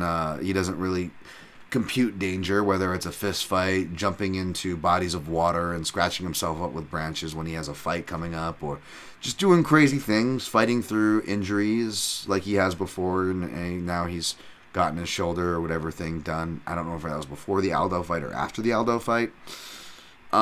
Either way, he just doesn't seem like a guy where I expect those things to bother him much. We've seen him be choked unconscious, and he just keeps fighting. You've seen him be rocked and out on his feet, then he just snaps back to it and keeps fighting. Like, obviously, everybody's human, as I said about John Jones last week, right? If anybody's going to make that cheeky argument that people are human, it's me. But at the same sense, for like a guy like Merab, it's like, yeah, I don't know if you can knock this guy or submit this guy, or knock this guy out or submit this guy, right? Like, obviously, I'm a bit a wink and a grin there with that, right? But is he? It's hard to picture, right? That being said, there is no biological free lunches. You can't be strong everywhere, right? Where is it going to come in? And maybe. Maybe part of it is mental, and we see it in these bigger fights when there's bigger stakes. He's the main event, his media, his extra obligations, and again, he might be a guy who just because he's so carefree, it actually might not affect him, as opposed to like someone who's more wired, like a control freak like myself, who can be overwhelmed, right? So maybe it's a strength for him, but despite all that extra stuff and extra emotion, he's out there like in lobbies and stuff trying to like do his own like schmo media and stuff like with like Peter Yan, and like I don't know, and just like the vibes I got from that just really threw me off and would make me very cautious if I was a Merab backer. I wouldn't be mad if Merab wins. Part of me wants to root for the guy, I guess, but like I at the same time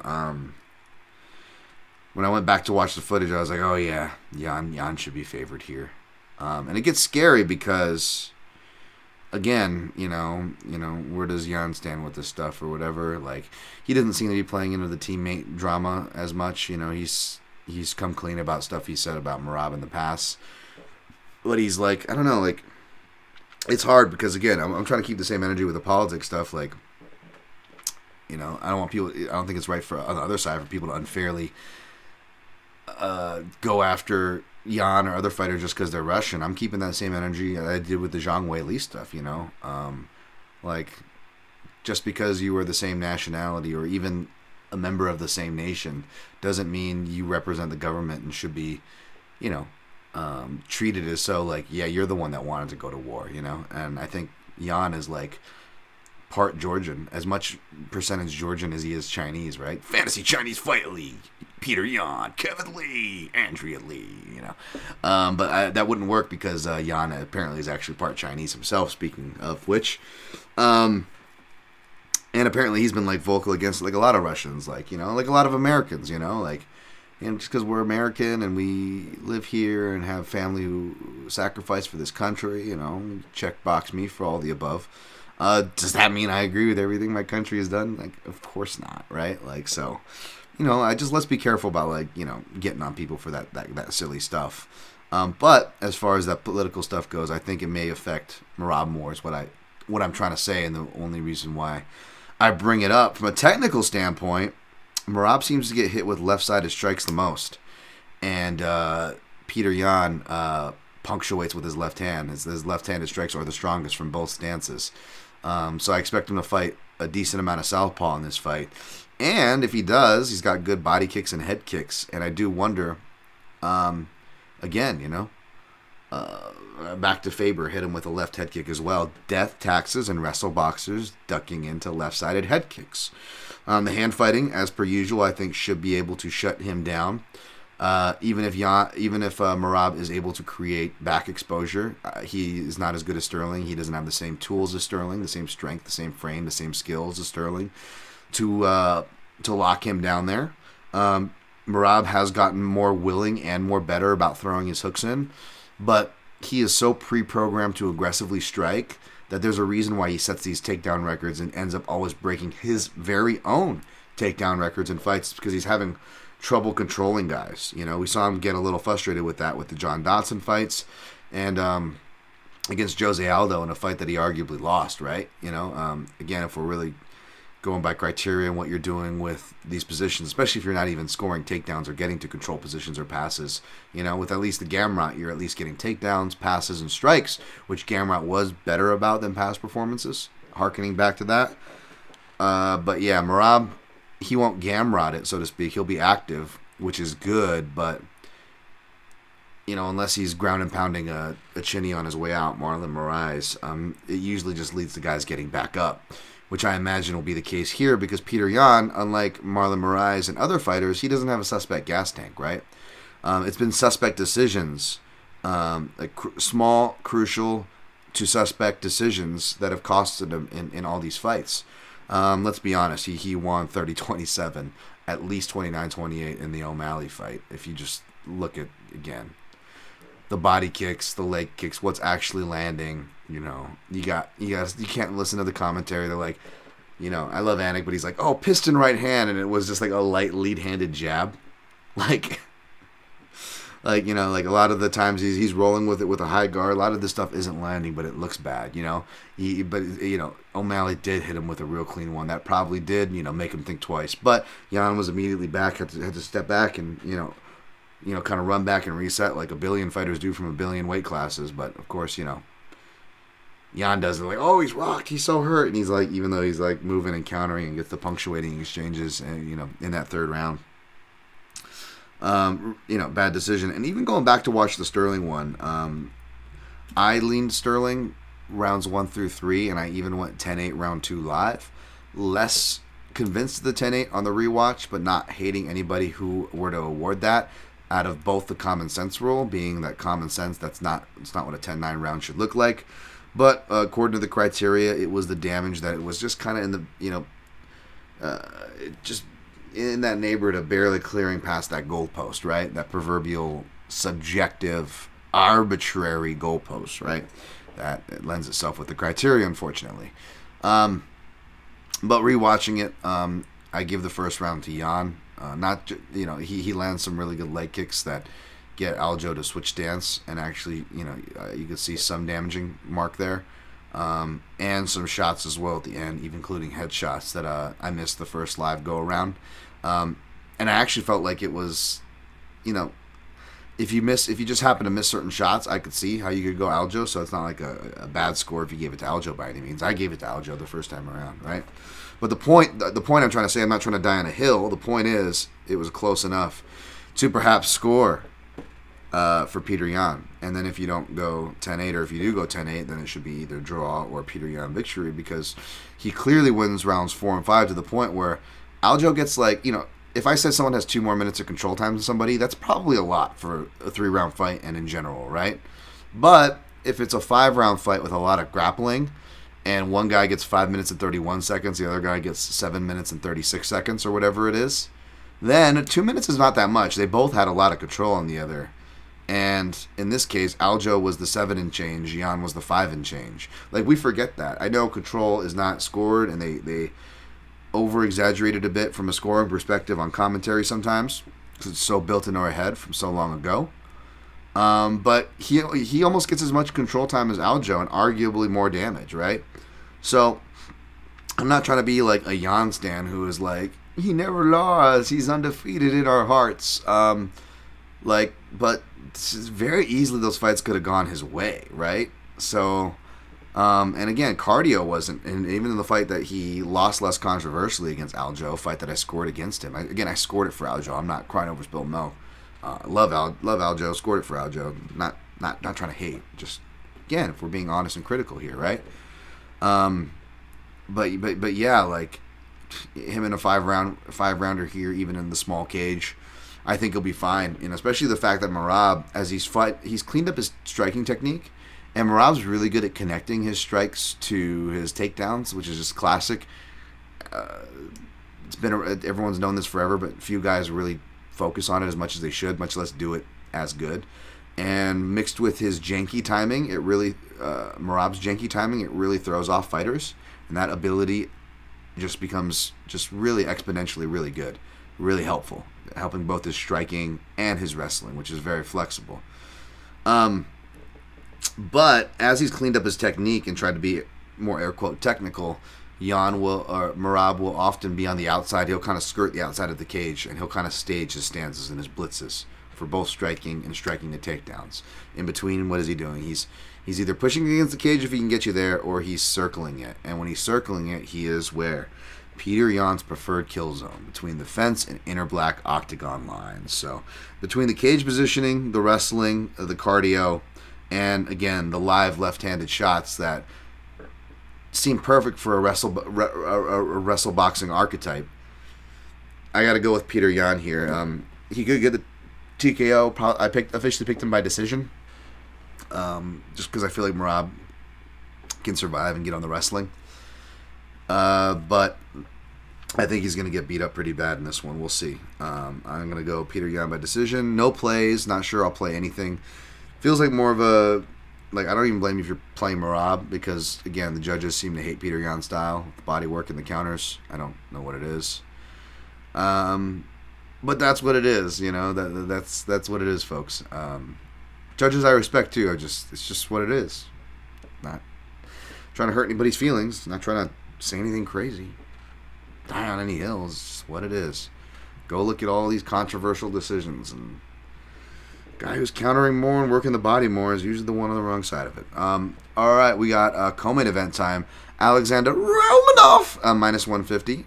Comeback on Alexander Volkov, plus 125. Line opened completely opposite. We've done a complete flip, which means you can play Volkov and you don't owe an explanation to nobody.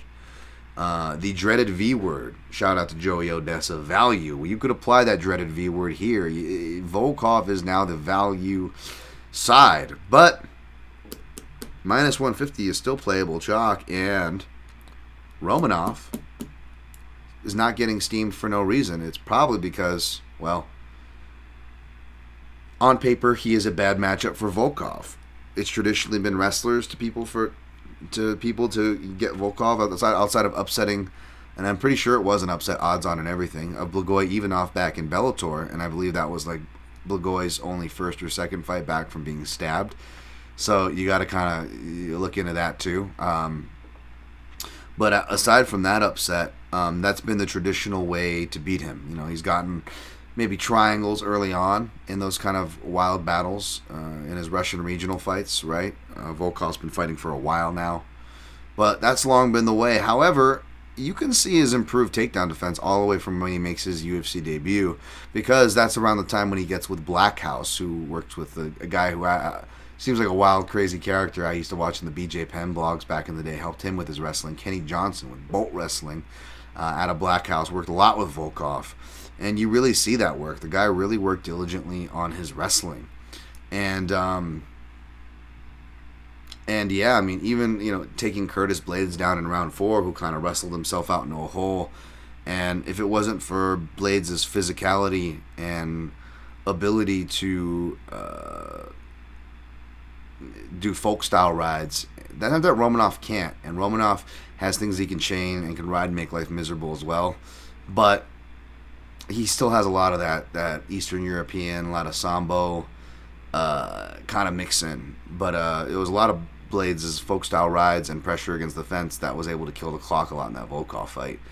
And again, Curtis Blaydes, that was a 5-round fight. Curtis Blaydes has better cardio than most and trains at elevation. Romanov doesn't do any of those things. He's back at home in Ukraine. I guess he did it. He only came up to Vegas on fight week, but I guess he said he was been in Baltimore for 2 weeks. Like, I don't know who he's training with Baltimore. Like McNulty from The Wire. I don't know. Landsman.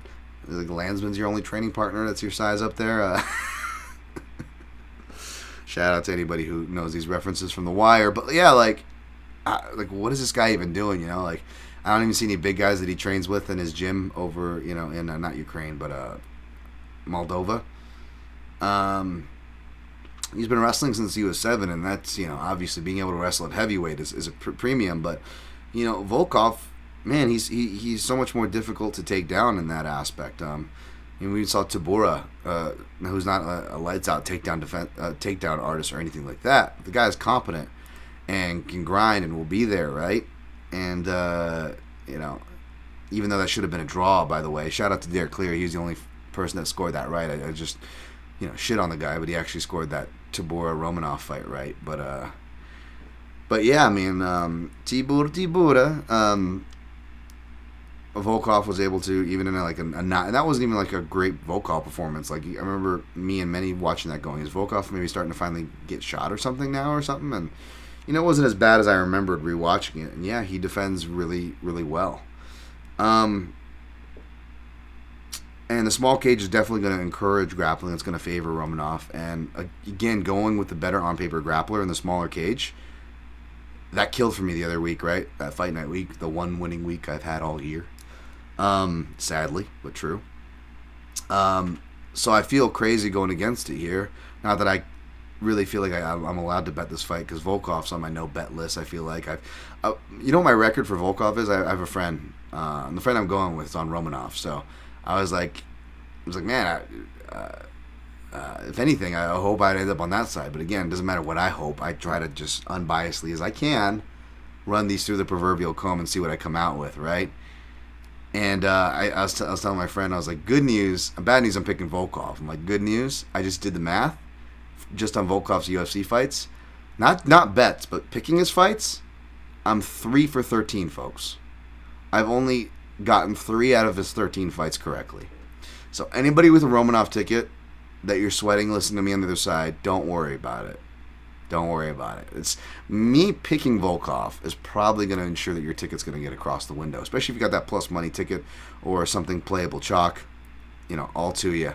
I did play Volkov. I'll probably get better odds on it at my BetMGM house, but the odds are dropping like on round 3 like a madman. Everyone has the same thing. So now round 2 is actually better odds than round 3.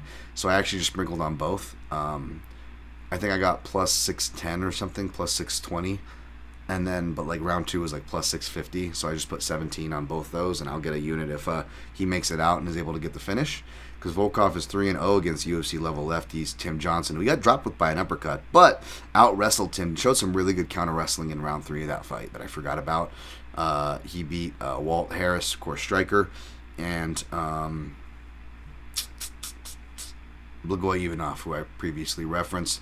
1-1 against switch stance strikers who mainly fight southpaw, pieced up Overeem, and then lost to Gane, which is a weird one, right? But that's more of a stylistic matchup. One of the few fights where Gane actually was taking and stealing the initiative from him.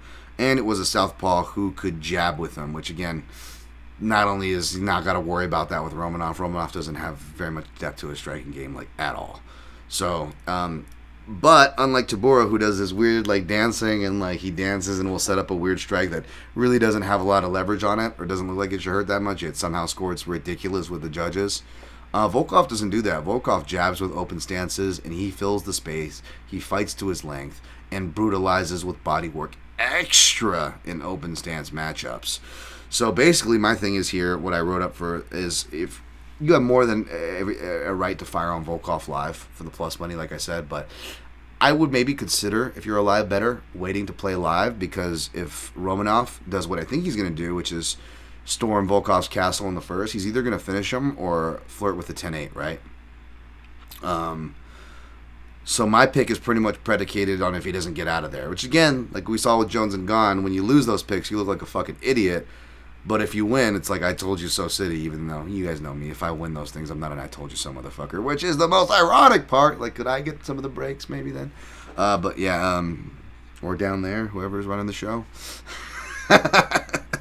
But yeah, so, you wait, you probably get an even better plus number, right? Especially if it's like a 10-9 or 10-8 round, because we've seen Volkov grappled into dust where other guys, again, 3 rounds of Curtis Blades, no.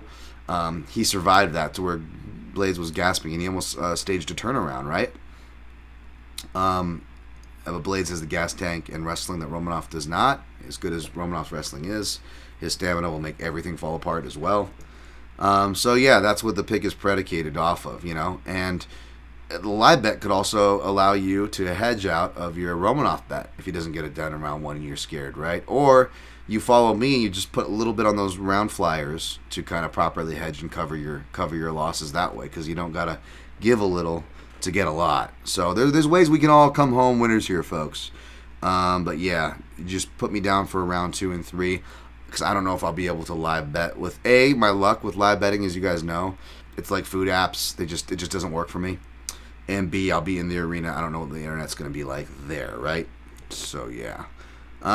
Next fight, I already broke this down, so we'll do this one fast. Nikita Krylov, minus 165. Ryan Spann, comeback, plus 140. Again, dog or pass. Spann is like a live dog, but the wrestling of Krylov will make me want to pick him. What did I pick last time? Round 2 TKO? I think I'll pick the same. Round 2 TKO here. Surviving some scares, but Spann by sub. I don't blame you. Best of luck to you. Hopefully we just see more of Spann, because we just don't really get to see much of him. Obviously, big fan of Coach Safe, those guys, whether I pick him or not, all respect. But, yeah, I'm going to just go with Krylov. No pick. Said Nurmagomedov, minus 275. Jonathan Martinez, vote for Pedro, baby. Plus 210. Boy, is third time the charm here, folks. Is third time the charm. I picked Said last time, even though it wasn't looking good for him until he pulled off his guillotine, right? But I took a flyer against Stamen, because who gets Stamen out of there that fast and that easily? Wow, he just fell right into that guillotine again, without the adversity, right, of the Said Yakub-Khachramanov fight. And then I think I might have took a shot, which I wasn't planning on taking a shot, against Douglas da Silva de Andrade, specifically picking him to knock him out in round 2. And in my defense, he dropped his ass with the hardest shot of the fight in round 2, like I called, and arguably won the fight anyways. You could make a cheeky argument. I wasn't crying over spilt milk, despite my history with those kind of things you think I'd be more prone to.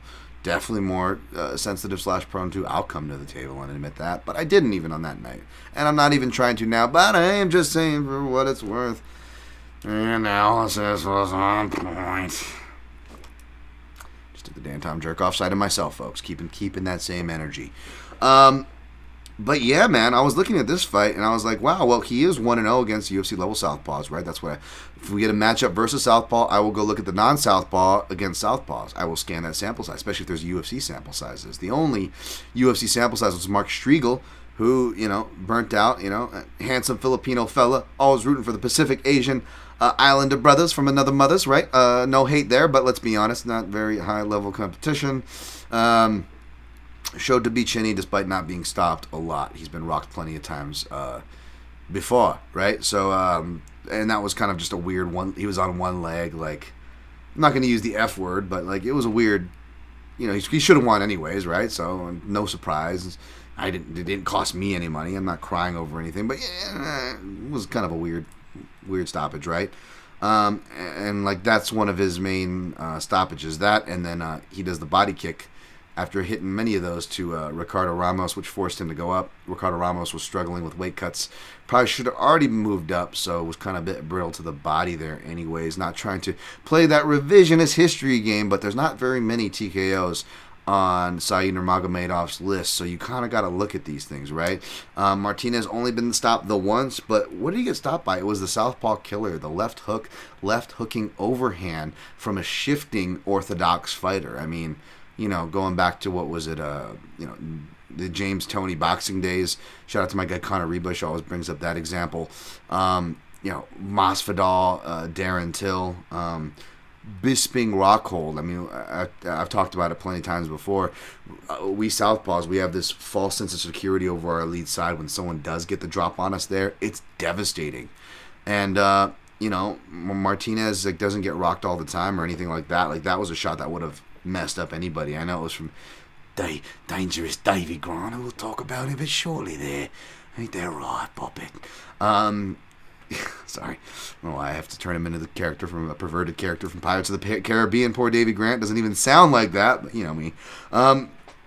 But yeah, again, just, be careful writing Jonathan Martinez. Again, who already had the propensity for people to write off because he came in on short notice against a guy who people, not the best fighter in the world or anything, not saying that, but again, another guy who people unfairly wrote off, Andre Sukumtak, right? The Asian sensation, and, gets beat by him, and you see that bias, right? That stereotyping, the same reason why it's dangerous to go too far off of stats, because you're drawing from a well of faulty information. Same time when you get these bad stereotypes of fighters and they get a win over a guy, and you forget the context, you forget how good that fighter or those fighters actually are, and you end up getting Jonathan Martinez either undervalued or people trying to fade him when the bookmakers finally did catch on to what people like me and many were saying. Respect the southpaw striking. Underrated ground game, was trying to tell people that when he was going up against Frankie Saenz and stuff, and, the other Georgian guy who wrestled a lot, Merab's friend, who he went like over 16 in takedowns against Martinez. Like, Martinez has actually always been really underrated. Even if you go back and look at the takedowns he was giving away early in his career, when, again, he was just transitioning to bantamweight, just transitioning into the UFC as a young man, and just transitioning to a new camp that he's now well established with in Factory X. Yes, he was getting taken down, but he has a knack for reversing things. He does, again, he loves that single leg reversal. And where does he consistently put his hand? Under the ass. That's right, under the ass. Now, for his sake, he mainly favors the side where he's putting his head off to the right side, which for a right-handed fighter, you think that would be bad for guillotines. But if you look at it, not that I'm sure Saeed doesn't have a right-handed guillotine, but whether he attempts or actually gets it, they are all 99.9% religiously snatched up with his left side. But, again, could Martinez get subbed? Yeah, I could get taxed here like I did with the Stamen fight, right? But even Stamen, granted, it was a Suluev stretch that maybe just tore his knee. Even Stamen had prior sub-losses on his record. Not that that means anything or everything. But for what it's worth, Martinez does not have a submission loss. So what I'm trying to say is that, again, don't judge too hardly on Davey Grant for that fight, for the context that I gave. And I will also say that even Davey Grant, even if you are thinking on the low end unfairly of him, he's, as counterable, which we'll get to as his wide swings are, he is still, say what you will about his technique, much more of a boxing threat for power and dangerousness, dangerous Davey, than Saeed Nurmagomedov. Saeed is a very hard kicker that goes from both sides and all levels, mainly to the body. I love it. But his punching, isn't there. We haven't even seen him have one of those cheeky Umar and Nurmagomedov moments where you fake the kick and come down with the punch, right? Something that, technique, by the way, that Jonathan Martinez does. We haven't seen him do that because he is more kicks to wrestling, right? To alleviate that pressure. But if he's not going to have the wrestling to alleviate that pressure, well, then it's going to be a striking fight, right? And it's long been thought, just like with the Volkov thing, right? We're really going to test these theories. Okay, is wrestling Volkov at this point of his career really the way to beat him now? Unless you were truly lights out and game over? We'll see, because that's definitely, has proven to be near game over. Like, it's practically there, Romanov, right? But back to this fight. Is wrestling the way to beat Saeed Nurmagomedov after all we've seen? He's just, from fights where he's doing it quickly or giving us hope, like the Saeed Romanov fight, right? Before he gets the guillotine. Like, he's punishing these guys the same way. Yes, early on in his career, he was out-wrestled by, like, Magomed Bibladov, right? Like, on the Russian regionals. But is he going to get, is that the way to beat him? Well, Martinez isn't going to try to wrestle him, but if he does, if the small cage does encourage grappling, or Nurmagomedov's hurt, or even if he's not hurt, he just, again, shoots and is probably going to fail on the shot, that could lead to a grappling scenario where, again, Martinez, most of the time, he gets it. Even in his early, when he wasn't as good and statistically poor giving up takedowns part of his career, he had a knack for getting on top. So if anybody has grappling success, it actually is going to be Martinez. And the great part is he's not even going to try, which maybe is good. It's like going for the, it's like wanting to be in a relationship. You try, you're not going to get in the relationship. You don't try, all of a sudden the opportunities just start coming, right? But outside of that weird woo-woo talk, essentially we're going to be getting a striking match. And in that, we're going to get someone who wants to kick with Saeed Nurmagomedov. We haven't seen that since he fought Justin Scoggins, who mainly fought him out of a southpaw stance. And I think it was a bad decision. I think that, you look at Saeed Nurmagomedov's face, he doesn't think he won that face. He won that fight, classic. Not just the one guy's upset who thought he won. The guy who won didn't think he won, for what that's worth, right? And if you look at what happened in that fight, Scoggins mainly fought from southpaw, and it was kicks and the classic southpaw counters that was giving Saeed Nurmagomedov a lot of trouble. Now, that fight was over 4 years ago, okay? So, Dan's not relevant. Okay, well, out of the sample we got, it's one of the more relevant samples. Yes. Maybe he wasn't training with Zaruk Adashev, who was his main training partner for this camp and his last camp. I can't see how far they go back. Adashev will fight from both stances, but can fight from southpaw. He is short. He is not as skilled, nor does he have the same style as Martinez. But yes, for what it's worth, he is training with the southpaw. But he just didn't look very comfortable with southpaws, to be honest, from what I've seen. And Martinez is going to be going to the body, going to the legs. And whether it was a southpaw or a southpaw stance that Scoggins was using, or people from orthodox stances, people were able to bust up Saeed Nurmagomedov's leg pretty good. He doesn't check kicks very well. And Jonathan Martinez, as we saw with his most recent leg kick TKO at the stats, it looks like he's comme ci, comme ça. Maybe he goes a little more sometimes with the leg kicks, maybe a little less some fights. Maybe the style has a little bit to do with it. But again, you actually have to go and watch the footage. When he kicks, it's impactful. It's meaningful. Even when it's blocked, it hurts. He's got just that great southpaw kind of like Sidichai bodybuilding. And we could just see like an out-of-nowhere guy / out-of-nowhere name and an out-of-nowhere style. Maybe that's the style to beat Saeed Nurmagomedov, who, again, if I lose taking the shot, it's going to look dumb because I'm going to have people who are thinking Saeed is related to Khabib going, you thought you could pick against Dagestani wrestling, bro. Like, that's the worst part about losing to these bets and going on the opposite side of anybody who has any sort of hype, because you just, classic Dan Tom result there, right? So maybe I'm setting myself up here, man. But I couldn't help it. Not only am I picking Jonathan Martinez, I'm going to play him. I think he can win a decision. I think he can get the better of the grappling.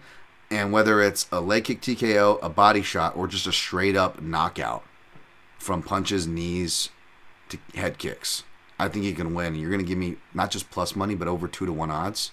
I should probably be waiting and see if the number goes higher. But you guys know me. I'm more about being on the right side. And even though I'm not going to sit here and say, wrong guy favored or nothing like that, and maybe I should wait until I have that strong of a take before I go over my normal unit amount, much less for plus money when I'm already kicking for coverage. I'm already getting the plus money. Why lay more than the unit, Dan? I don't know, man.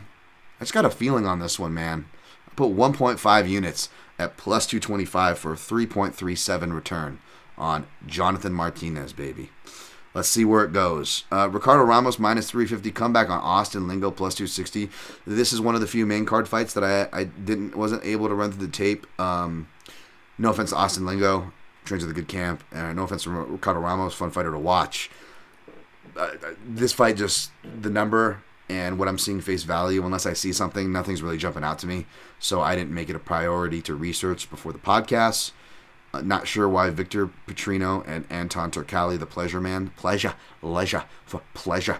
is a dead even fight. It feels like a dead even fight. I'm sure I have write-ups on both those guys if they fought Contender Series. You guys can go look up. I haven't gotten to yet. But I don't know why this fight's on the fucking main card. It's because it's 205. God forbid we actually open the card up with 135ers or 145ers, like a failsafe, or the 135 match behind it, or maybe one of the many matches that we're going to talk about, on the prelims that could have been it. No, we got to have the big guys, got to force feed us big guys on these fight night main cards, because why not? So I am going to reluctantly look into that fight, not really care. Carl Williams, Williams-Brzeski, I think they were both on Contender Series. I can't even remember him. Dunbar's number, right? All I remember about Brzeski is he probably should have won his last fight against Bidet, if memory serves. He is now the underdog. I'll look into that fight more, and you have to, again, hit me at Dan Tom MMA on Fight Day. This won't be on my quick picks that I'll share there, but it will be on my overall card picks that I share on Fight Day. So I got no picks or leans there. Josh Fremd plus 65. Fremd-Dumas plus 210. I remember Fremd, but I just don't remember Dumas, so I can't really weigh in on this. I'm seeing a bunch of people in my timeline playing Dumas. I don't know. It just feels like one of those random Contender Series prelim bullshit that everybody's going to pile on. Like, don't get me wrong. Everybody I've seen playing him is friends, so I'm wishing you guys nothing but the best. I'm sure this guy's favored for a reason. I'm sure you'll cash your tickets. I just don't, with this slot, man, like, I get it. There's those angles, those gems, those prelims that no one's looking at. Maybe you can get an angle. I get it, but I just hate these card structures. I hate these pointless, meaningless fights, and I hate that we feed into the UFC's narrative. We reward them and overly give a shit. We give some of these fights way too much credit than we should. And why are we even betting some of these fights? Who fucking knows with some of these fighters, man? Mario Bautista minus 1100, Guido-Cannetti plus 650. I know because of this line, I should have not have researched this fight, but I actually did just in case because Mario Bautista, he is a really good fighter, but I don't know if he should be that big of a line, even if over Guido-Cannetti, especially the fact that he's 0-1 against UFC level southpaws. And when I went to watch back, it wasn't just the lead hand shovel hook from a southpaw, very unique punch and lead, that got Bautista as he was coming in. But the whole first round, because knockout comes in the second round, the whole first round against Jones, the only UFC level southpaw that he's faced, of course he faces some in the gym, I'm sure. Maybe got some time with Benson this camp, I don't know. But Trevin Jones, as low output as that guy is, he's I think it's at a certain point he gets 19 or 20 to 5, 4-1 in kicks, just in the first round. 20, upwards of 20 kicks. Trevin Jones, just in the first round. Low output, 5-star Trevin Jones, right? I'm not trying to shit on the guy, but the guy's not a high output guy. And when you watch those kicks as well as other kicks, because I went to watch other fights from Bautista as well, doesn't show strong kick checks or strong kick defense. That being said, even though part of me wanted to maybe take a cheeky stab on Toutmaster and a cheeky stab on the money line for Cannetti, but pick Bautista, obviously. When I went back to watch Cannetti, even though he does have the check hooks to stuff to keep him honest outside of the obvious kicking threats that'll be live here, Cannetti just gets backed up to the fence way too easily. And with Bautista wanting to fight smart and wrestle, and I don't know, did he just get a black belt, I believe? His Brazilian Jiu-Jitsu black belt? That's hard to go against that. So I'll go Bautista to get it to the ground, but ain't no way I'm playing any Bautista here. Rafael, I'm going to try to speed through the rest of this because he's bathroom. Rafael Assuncao plus 115. Dangerous Davey Grant there. Minus 140. Dangerous Davey. Throwing bones. Davey Grant hasn't really fought a fighter like Assuncao or a fighter with as much counter-fighting savvy. So it's kind of hard to say. I don't think I'm going to make it, actually, folks. So I'm going to pause real quick, actually. I'll be right back. Let me see if I can get UFC Las Vegas. All right. Be right back.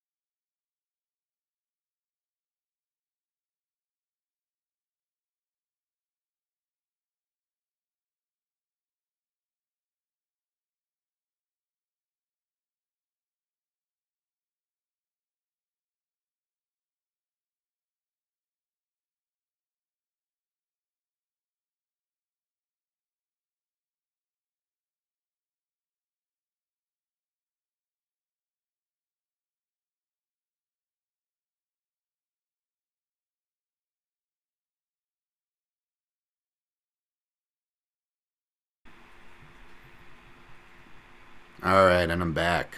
Sorry about that. Yeah, let's beat through the rest of this still, nonetheless. So I know there's bias on this one, and I probably could have just played Assuncao and just moved on. But I countered so hard against it, despite, again, Assuncao being one of the few guys at Extreme Couture that actually went out of the way to, talk to and this and that. I'm such a big fan. And I'm bad with biases to where I'll overcorrect the steering wheel the opposite way. And I didn't bet or anything, so there's no money lost. But I definitely felt bad at picking. It's one of those things where I was like, I don't want to show the bias too hard or whatever. And Assuncao goes out and shows that he still has it, that he's not one to make excuses, but he was going through a lot of stuff physically, emotionally, personally, right? And the results kind of matched it. And he goes out there and shows that he's not shot. His timing is still on point. He's just been staying and grinding over at Extreme Couture, really having a new feel in life for the game, helping the other pros, really even just improving his wrestling and stuff, which is a great addition to his game, working with the young guys like Mateus Camille, guy on my prospect list to watch out for. And yeah, whereas Davey Grant, and he didn't show to tire at all, which was another thing. Like when you're older, it's like, okay, your gas tank gonna go, especially at those lighter divisions. It's like, no, he kept a really good pace against Victor Henry and was able to control it. Whereas Davey Grant, even though he was always a prep guy, like he had a lot of years where after Tough Folks, he had like years and years off where like he had health issues. Like, is this guy gonna come back? He's an older dude, both looking older. Because he's dangerous, Davey there, been hanging out in the depths of Davy Jones' locker. How do you think I'm going to feel? But yeah, and he's just is an older guy, runs a restaurant, he runs his own gym. And then he starts overachieving. He beats the Hawaiian kid who, ended up, kind of washing out, no offense to him. Didn't have the chin you would stereotype with our people, right? He got finished a lot, but not to take away from Davey, I'm just saying. And he gets a really good finish over Jonathan Martinez. And I wasn't trying to take away from Davey earlier. I was just saying it was a perfect and beautiful shot. Gets a split with Yanez. Loses a split, but I don't think it really should have been a split, right? Marlon Vera, of course, just takes heaps of damage with elbows and other things and whatnot. And then he beats Luis Smolka, which I'm a big Luis Smolka fan, but that was a pretty bad matchup, right? And even then, Luis Smolka, despite getting bombed on in the first round, he's having moments in the second because Davey is kind of still having to pick up the pack. I don't know if it's because he's getting older. It's because it's not like he's he's a conditioning. He's like Diego Sanchez. It's not like that's something he was known for. But I just didn't see him as a guy to get tired, so to say. And they also say in it, he did take this fight on 5 weeks' notice. And again, this is a guy who I felt like almost needed to be a perfectionist from listening to his interviews to all the stuff he's been through at his age. The fact that he's got a restaurant, his own gym, he doesn't really need this. So if you are going to do it, you might as well be healthy. Only compete if you're healthy.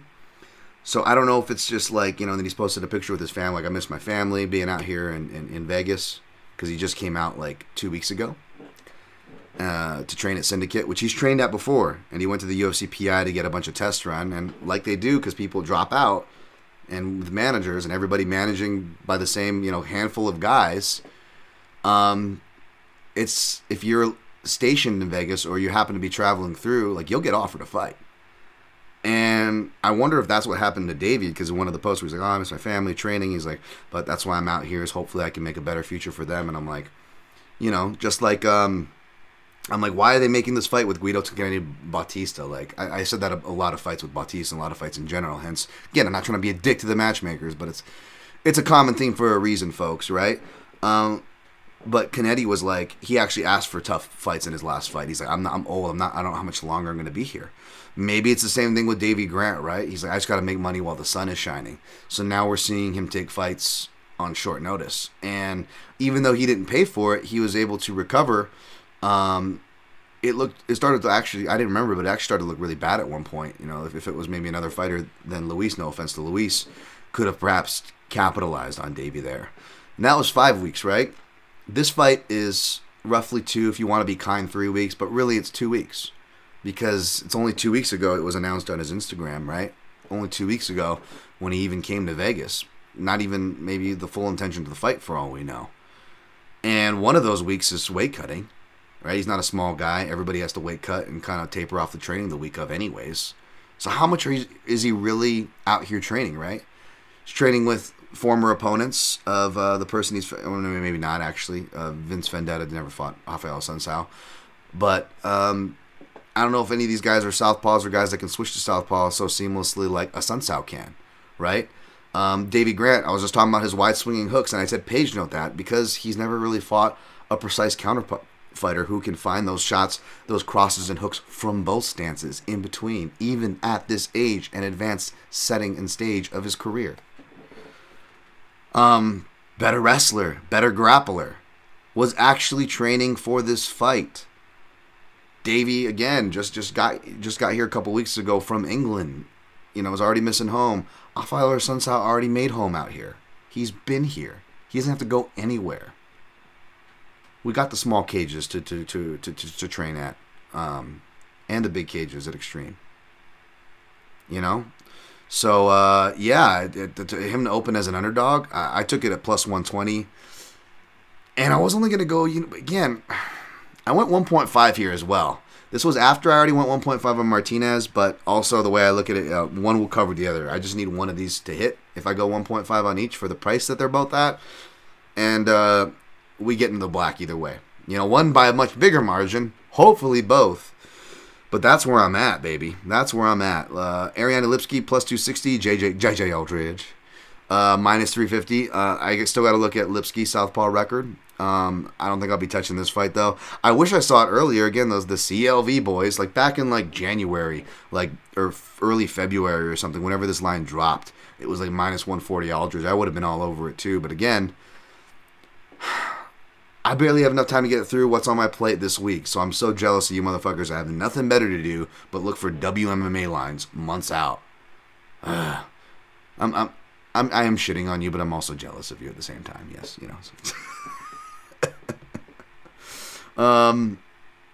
Carlston Harris, Harris-Gooden. Harris-Gooden just took this fight on short notice. So let's keep that in mind when you're both handicapping this fight. And again, whether it's I got to keep that same energy. For a guy I don't know that I do with the guys that I do know. I don't know Harris-Gooden or whatever, but I'm saying whether these guys miss weight or they pop for drugs or recreational shit that has nothing to do with the fight. Keep in mind, folks, before we go and blast these people relentlessly on our social accounts, like they're taking these fights on short notice. They're human. They're fucking human beings at the end of the day. Aren't getting paid enough for this shit. So go easy on them. I haven't looked into that fight. But yeah, small cage. Carlston Harris likes to fight in the clinch. either a boring decision win for Harris or maybe an upset KO for Gooden. Who knows? Gravely plus 115. Victor Henry minus 140. Competitive line here, which I get. I'm going to lean toward Henry, but I didn't look into this fight. Lastly but not leastly, Bruno Gustavo da Silva minus 210. Tyson Nam plus 170. I'm going to be leaning toward Nam, but I haven't looked into this fight, A, and I looked into it enough, B, to, well, maybe he is a southpaw, he just lists himself as orthodox, but yeah, Bruno Silva is orthodox fighter. I look for Nam against southpaws. Again, he just lights up southpaws, as proven, as the plus 400s and plus 500s that I've cashed in his UFC career has proven.